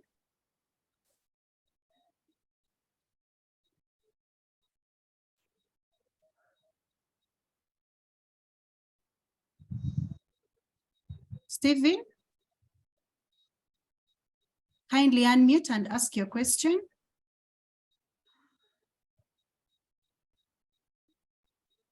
All right, as we get Stephen, I'm going to request Dr. Kakuba to respond to these 2 questions. A question on what trustees have done about the contributions for March to June 2021, the 10% as well as the 15% for June 2021 that was sent to NSSF, but also confirm the readiness of MURBS to pay midterm access in the event that the regulator approves it. Dr. Kakuba, kindly respond to those 2 questions. Thank you. Thank you so much. I'm sorry I did note down the names, but I will respond first to the question on the contributions March to June that were sent to NSSF. Perhaps the member didn't follow closely our communications, but I will update for him and maybe the rest. Initially, our ideal was to pursue these contributions to their rightful place, that is MURBS. But then along the way, we evaluated the cost of recovering these funds as a whole for all the group, from the sponsor. Of course, for us, our obligation is to the sponsor, not to collect from NSSF. So having to deal with those 2 to recover the whole block from the sponsor to the scheme was going to be more costly than the alternative, because there was an available option. The scheme was now an exempted scheme, and by that, every member is allowed to do one of the 3 things. Pick all the accumulated benefits in NSSF and transfer them to MURBS, plus the other 2. So we said this was a cheaper option at no cost, at no legal cost, at no legal battles, and at any time. a member who is interested, and as they communicated, they were interested in having their benefits from NSSF to the scheme, can, within the shortest time possible and at no cost, pick those benefits from NSSF, the contributions of March to June, and bring them to MURBS. So we put that analysis clear on paper, legally, and all the costs involved. And we communicated that position to the regulator. We had the regulator's approval, and then we communicated to the members that members, this is the cheapest way of completing this transaction, rather than pursuing, for instance, a legal option of enforcing collection that would take time and money. And that time and money, those resources plus human resources will all be a cost on the members' benefits. So it wouldn't be a prudent decision. So to cut the long story short, clearly it means the member who is asking has not yet done that. Please just go to NSSF. We are now an exempted scheme. You apply, you pick those benefits, and you transfer them to your account in MURBS. The staff is available to help you to complete this process very quickly. Then on the question of in the event that midterm is approved, what will happen? What will the application process look like, and how long will it last? To the trustees, this will be a normal benefits application process. So every member will apply. Of course, many of us have not applied for benefits before from MURBS, so you don't have the experience, but it will be a normal benefits application process. In cases of normal applications outside some other criteria, normally we give at most 13 working days for normal benefits applications. However, this one we know it will most likely be affected or impacted on by the volumes of people who may qualify at the same time. So roughly, that is the picture, roughly speaking. But then after that, initially it might be a huge group of people applying, but as time goes on, we expect that this will die out, and then we'll be precisely be able to tell how long such an application takes. Thank you. Thank you very much, Secretary, for the responses. I believe Grace and Levy, you are okay now. We have other questions. We have a question from Arthur Quizira. He says that if NSSF give your benefits, if you are with another recognized scheme, e.g. MURBS, does MURBS do the same if you leave Macquarie and join, say, KIU? I will combine that with the question of Alex Okello. He says that if one resigned from Macquarie and went to an institution where NSSF is compulsory, what happens to the savings? Can the money be accessed? That is question one for Dr. Kakuba, but also you will still respond to another question from Samuel Okech, who says that what happens in the event that a non-ambassador is nominated by a constituency? Kindly respond to these two questions. Thank you.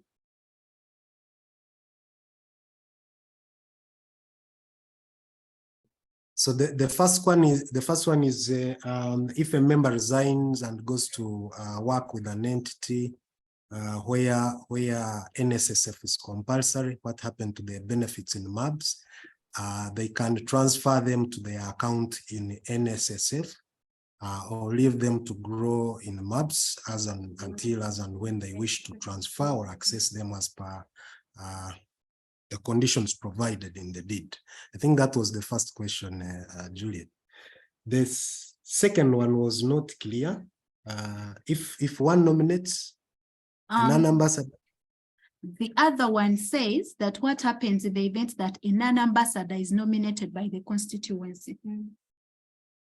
Oh, then of course they don't satisfy the requirements. So they may not go through, they will not go past the nomination stage.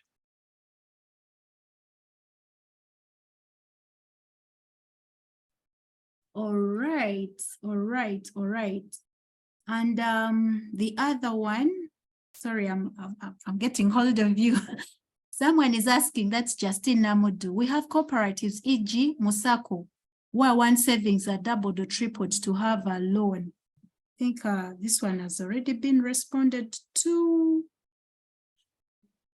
It has been responded to about MURBS not being in position to give loans because of the regulatory environment that we operate in. We still have some time for those who have questions, or in the event that you believe that your question has not been responded to, but allow me forward this to Martha. Martha, we had a question from Fiona Kabagenyi. She says that if the medical bill is to pay for my parent, can the medical treatment access be granted?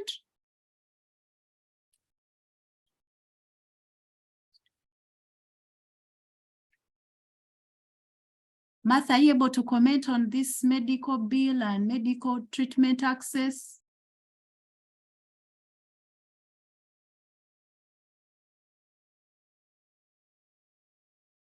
Martha?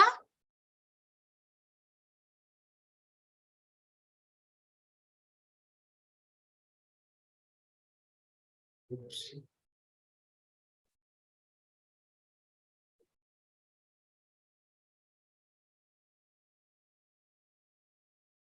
Hello.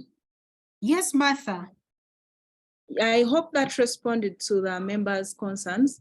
Over to you again. All right, thank you very much, Martha.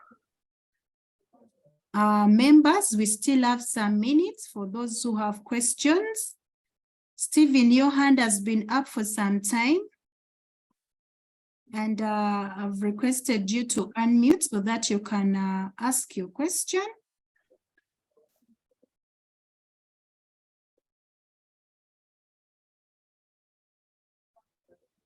As Stephen gets ready,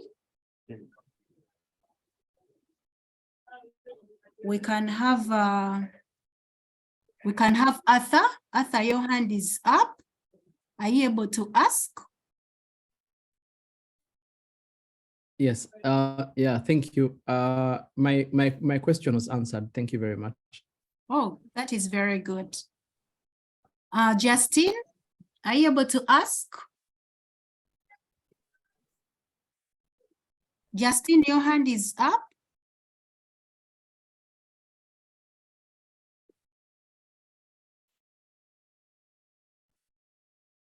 All right.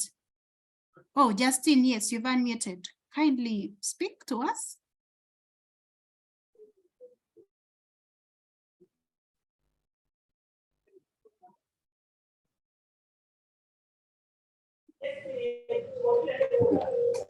Yes, hello.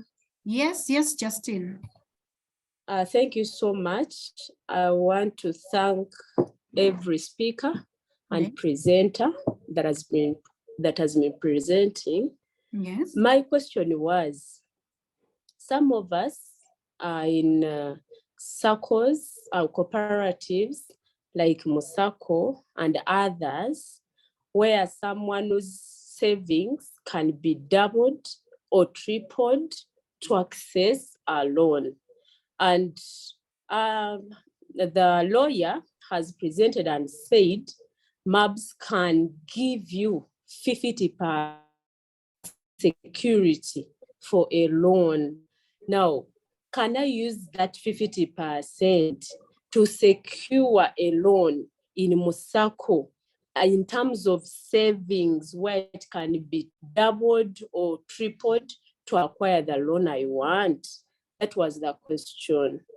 And secondly, if UBRA approves or responds, how long will it take for people to access their 12%?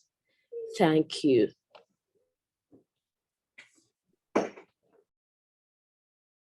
Thank you very much, Ms. Namudu, for that question. It came in 2 bits. It came on the side of mortgages.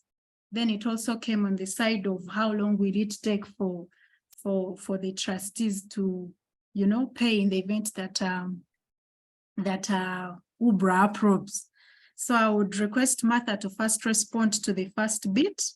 The second bit, we've hinted about it in our discussion, but we shall see how to respond to it. The secretary will see how to re-echo what, to emphasize what he had earlier submitted on.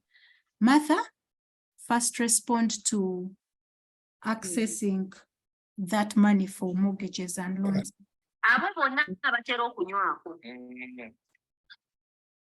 Thank you, Juliet. Justin, there is a law on access to your retirement benefits for purposes of assigning, and that law lays down particular institutions that can, whose facilities can be secured with an assignment on your benefits. One is a financial institution under the Financial Institutions Act, that is a bank. Another is an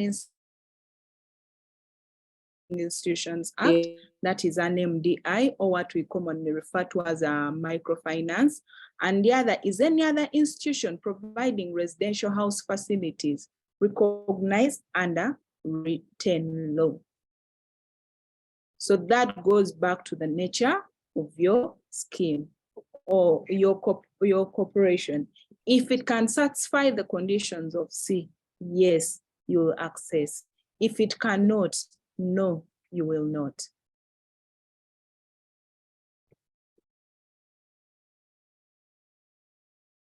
Thank you, Martha. Thank you, Martha, for that response. As Dr. Kakuba responds to the how it will take MURBS, I know he can also respond to this other question on why don't we give chance to staff to plan for themselves rather than putting restrictions on them.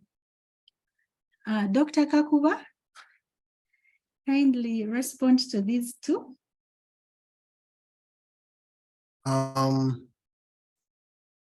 Yes, how long will it take? Justin, we had explained this one, that we'll take the midterm application as a normal benefits application. And under our current procedures, we promise to process a clean normal benefits application in a period of not more than 13 working days. However, you notice that this may not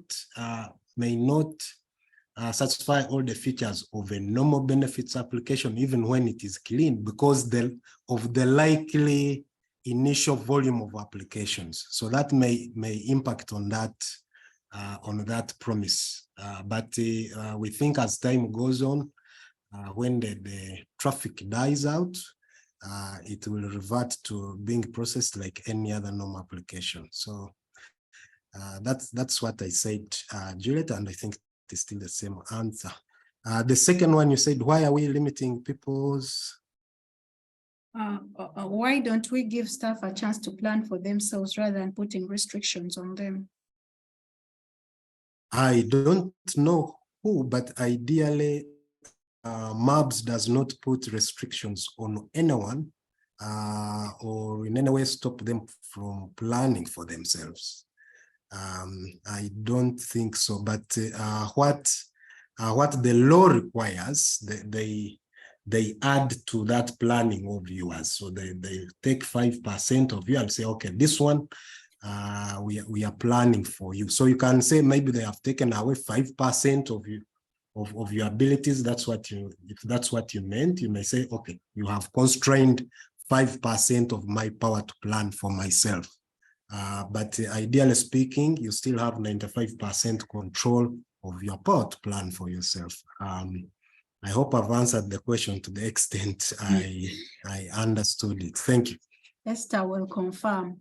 As we proceed, would like to remind you that the tool, feedback tool, was posted in the chat room, and we encourage you to, yes, give us feedback so that we see how to improve trainings of this nature in future. Click on the link. It's been shared several times in the chat room, but we remind you to complete the same. Thank you. Thank you, Dr. Kakuba, for the responses. We have 3 other questions in the chat room. There is a question from Nalukuba. She says that if one is on contract for 4 years and the university doesn't renew the contract, is that person in position to access his or her savings, even if they are not 60 years? Then we also have a question is from Juliet Atalo. Why is it that MURBS extends an addition of years on the year of retirement? Why is it so? Doesn't seem very clear, but that is the question. But I've seen Dr. Nsubuga has responded to it, that MURBS is a Makerere University scheme which was set up by Makerere University Council. So it is the university that decided when a university employee retires and not MURBS. So the question on years of retirement, Dr. Nsubuga has responded to it. The other question is from Geoffrey Sabiti. He says that how can the scheme help staff who are interested in buying plots at Ivory Estate, Sondi? So Dr. Kakuba, you have 2 questions. You have a question on access at the expiry of a staff contract, but also a question on accessing plots at Ivory Estate, Sondi, how the scheme can help staff who may be interested in accessing plots at Sondi. You have the floor. Thank you. Yeah, in the new dispensation, members, we are collecting mandatory savings, and I think Arcadia Math explained it very well. That in the new dispensation, the law requires us to protect a member's mandatory savings as much as possible. So your pot will only be accessible under those access methods prescribed by law, which is normal retirement, or you transfer from one scheme to another, or God forbid, ill health, and all those. But resignation, termination of contract here and there, because it has been cited by the regulator in voluntary schemes, it has been cited by the regulator as one trick of abusing the process of accessing people's retirement savings. So I work here, I can resign, go to another gate, because that's possible in voluntary schemes. But in mandatory schemes, it's not possible. And I think in voluntary schemes, it will also soon be addressed. Then the second question was how to access the plots at our Ivory Estate in Sonde. I think APO Juliet, you can answer that one. Thank you.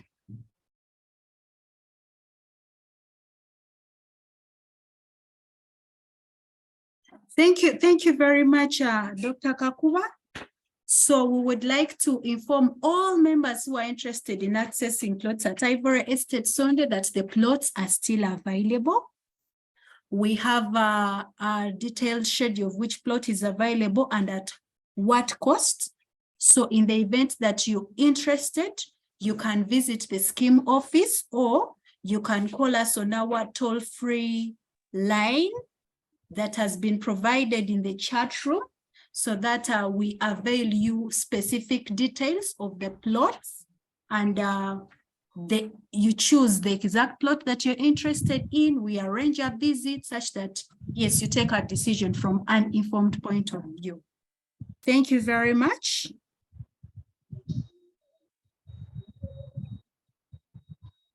We can,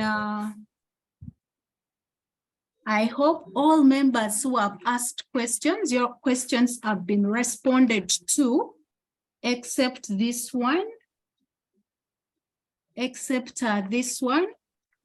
A member asked, how can a member be added to the email list? As I only get communications via colleagues, I also don't receive my statement. So, emailing list, I can comment on this. So for all members who are registered with us, we have your particulars, we have your emails, and we have your mobile numbers. So it becomes very easy for us to communicate with you if we have these particulars. But in the event that we don't have your emails or we don't have your mobile numbers, we encourage you to register. We have a form that members have been completing, but there are those few members who may not have completed this form.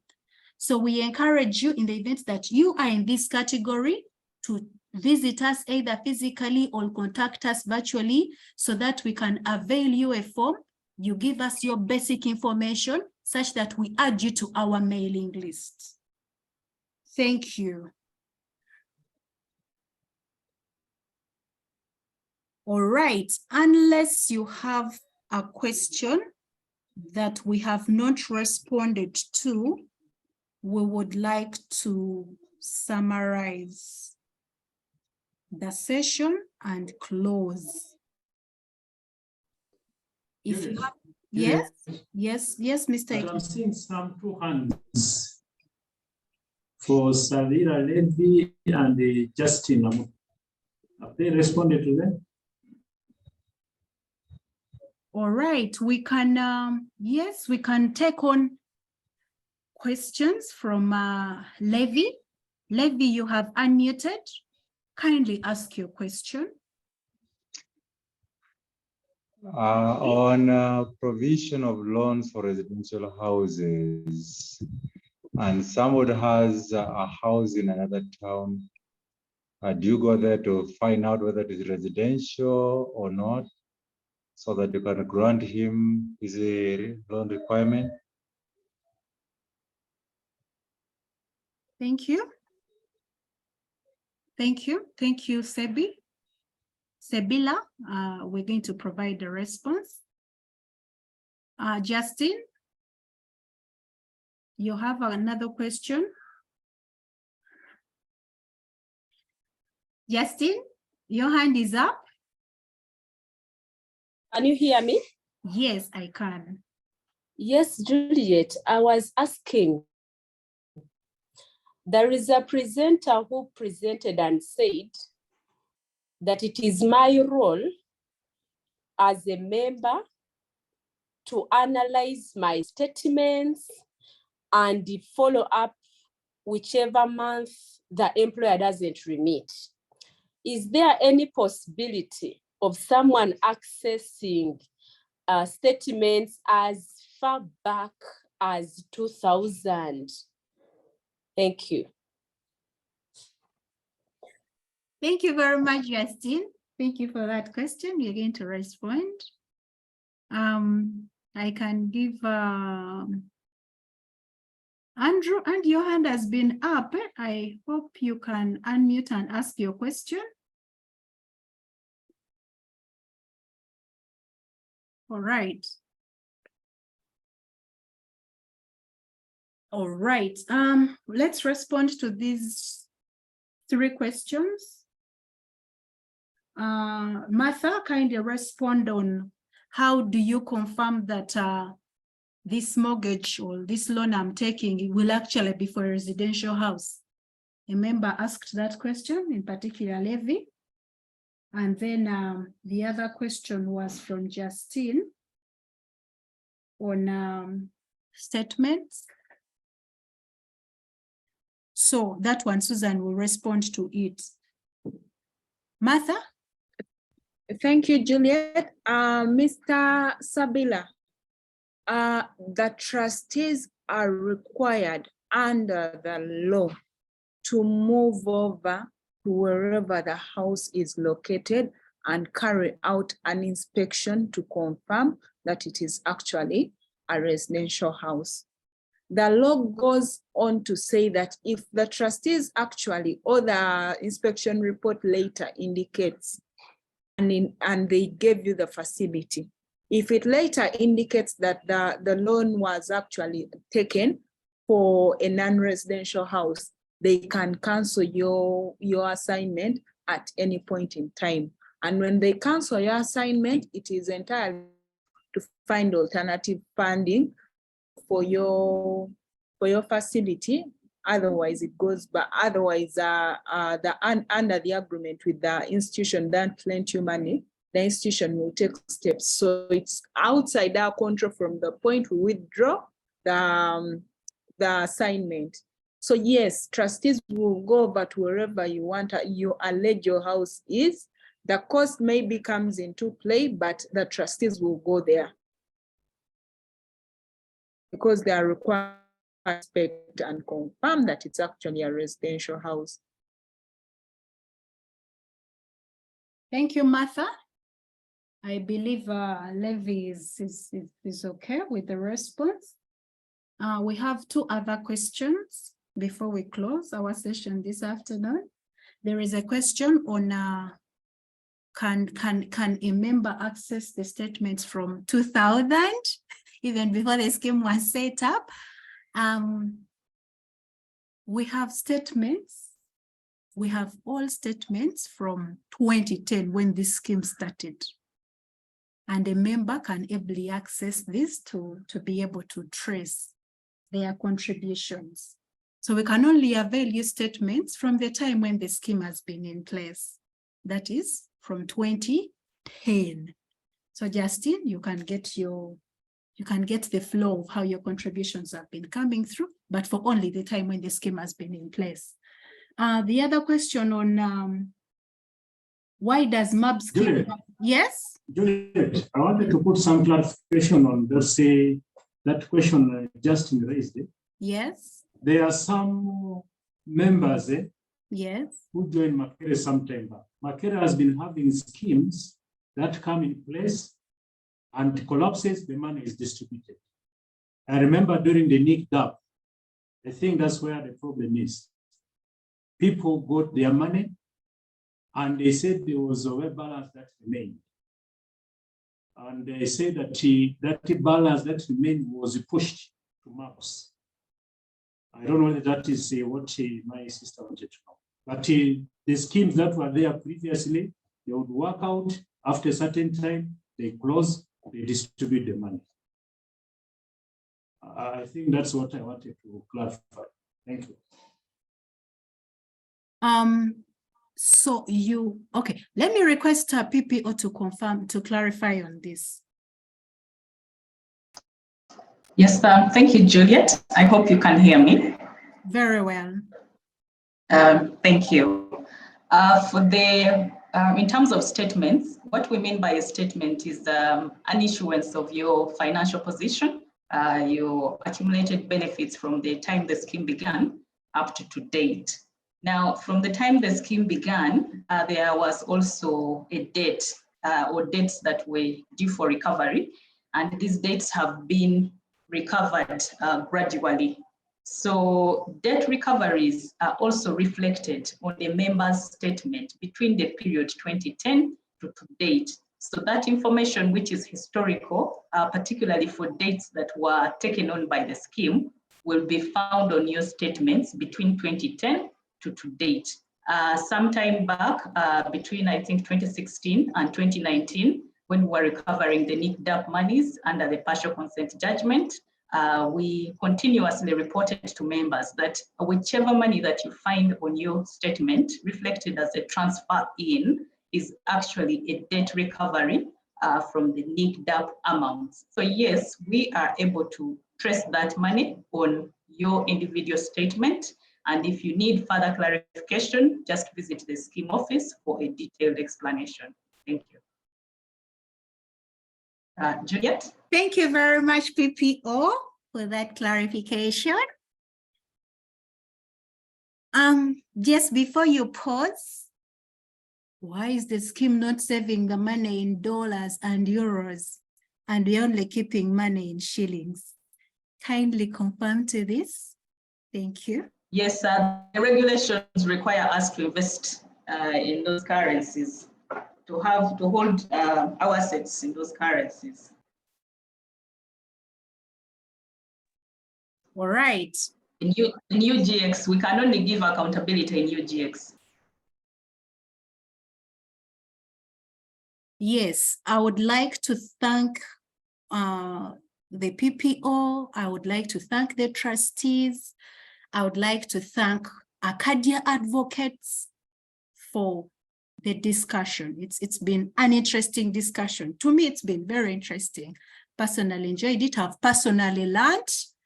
And I believe even members on this call have learned something as they prepare for their retirement. I would like to also appreciate members who have stayed with us. Most of the people after the presentation, they disappeared. But for you who have stayed behind, yes, I believe you have picked something extra beyond the presenters' presentation that was offered to us. At this point in time, I would like to crown this session. I would like to reassure members that we are going to share the recording. We're also going to share the slides that Martha has presented. Yes, we are going to share this with you. Actually, the presentation has already been shared. Good, MURBS, very efficient. Allow me invite the chairperson of the board, our very own Dr. Elizabeth Patricia Nansubuga, to come and give us the closing remarks. Thank you, Doctor.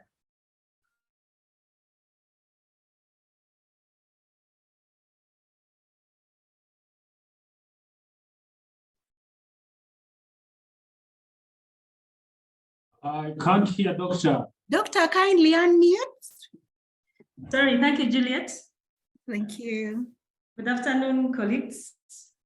Good afternoon. We have come to the very end of an informative and insightful sensitization webinar. Allow me to thank and to convey my sincere gratitude to you, the participants, especially those who have stayed up to the very end. You, the participants who have spared your time of your busy schedules to attend this webinar, and to all those who have raised pertinent questions. Your questions and feedback are much valued and appreciated. I also take this opportunity to thank our scheme lawyers, Arcadia Advocates, for enlightening the membership on their legal rights and obligations. I think based on the feedback I have seen in the chats, we all agree that Martha has done a tremendous job. Martha, well done. We are now legally empowered on our rights. Special thanks to the board secretary for the earlier remarks and for the timely scheme updates, and also to the trustees and secretariat for organizing this webinar. Colleagues, on behalf of the Board of Trustees, we look forward to your continuous engagement and participation in the various scheme activities. It has been a pleasure being with you all today. Thank you and have a great evening. Thank you very much, Chairperson. Thank you. Great evening too.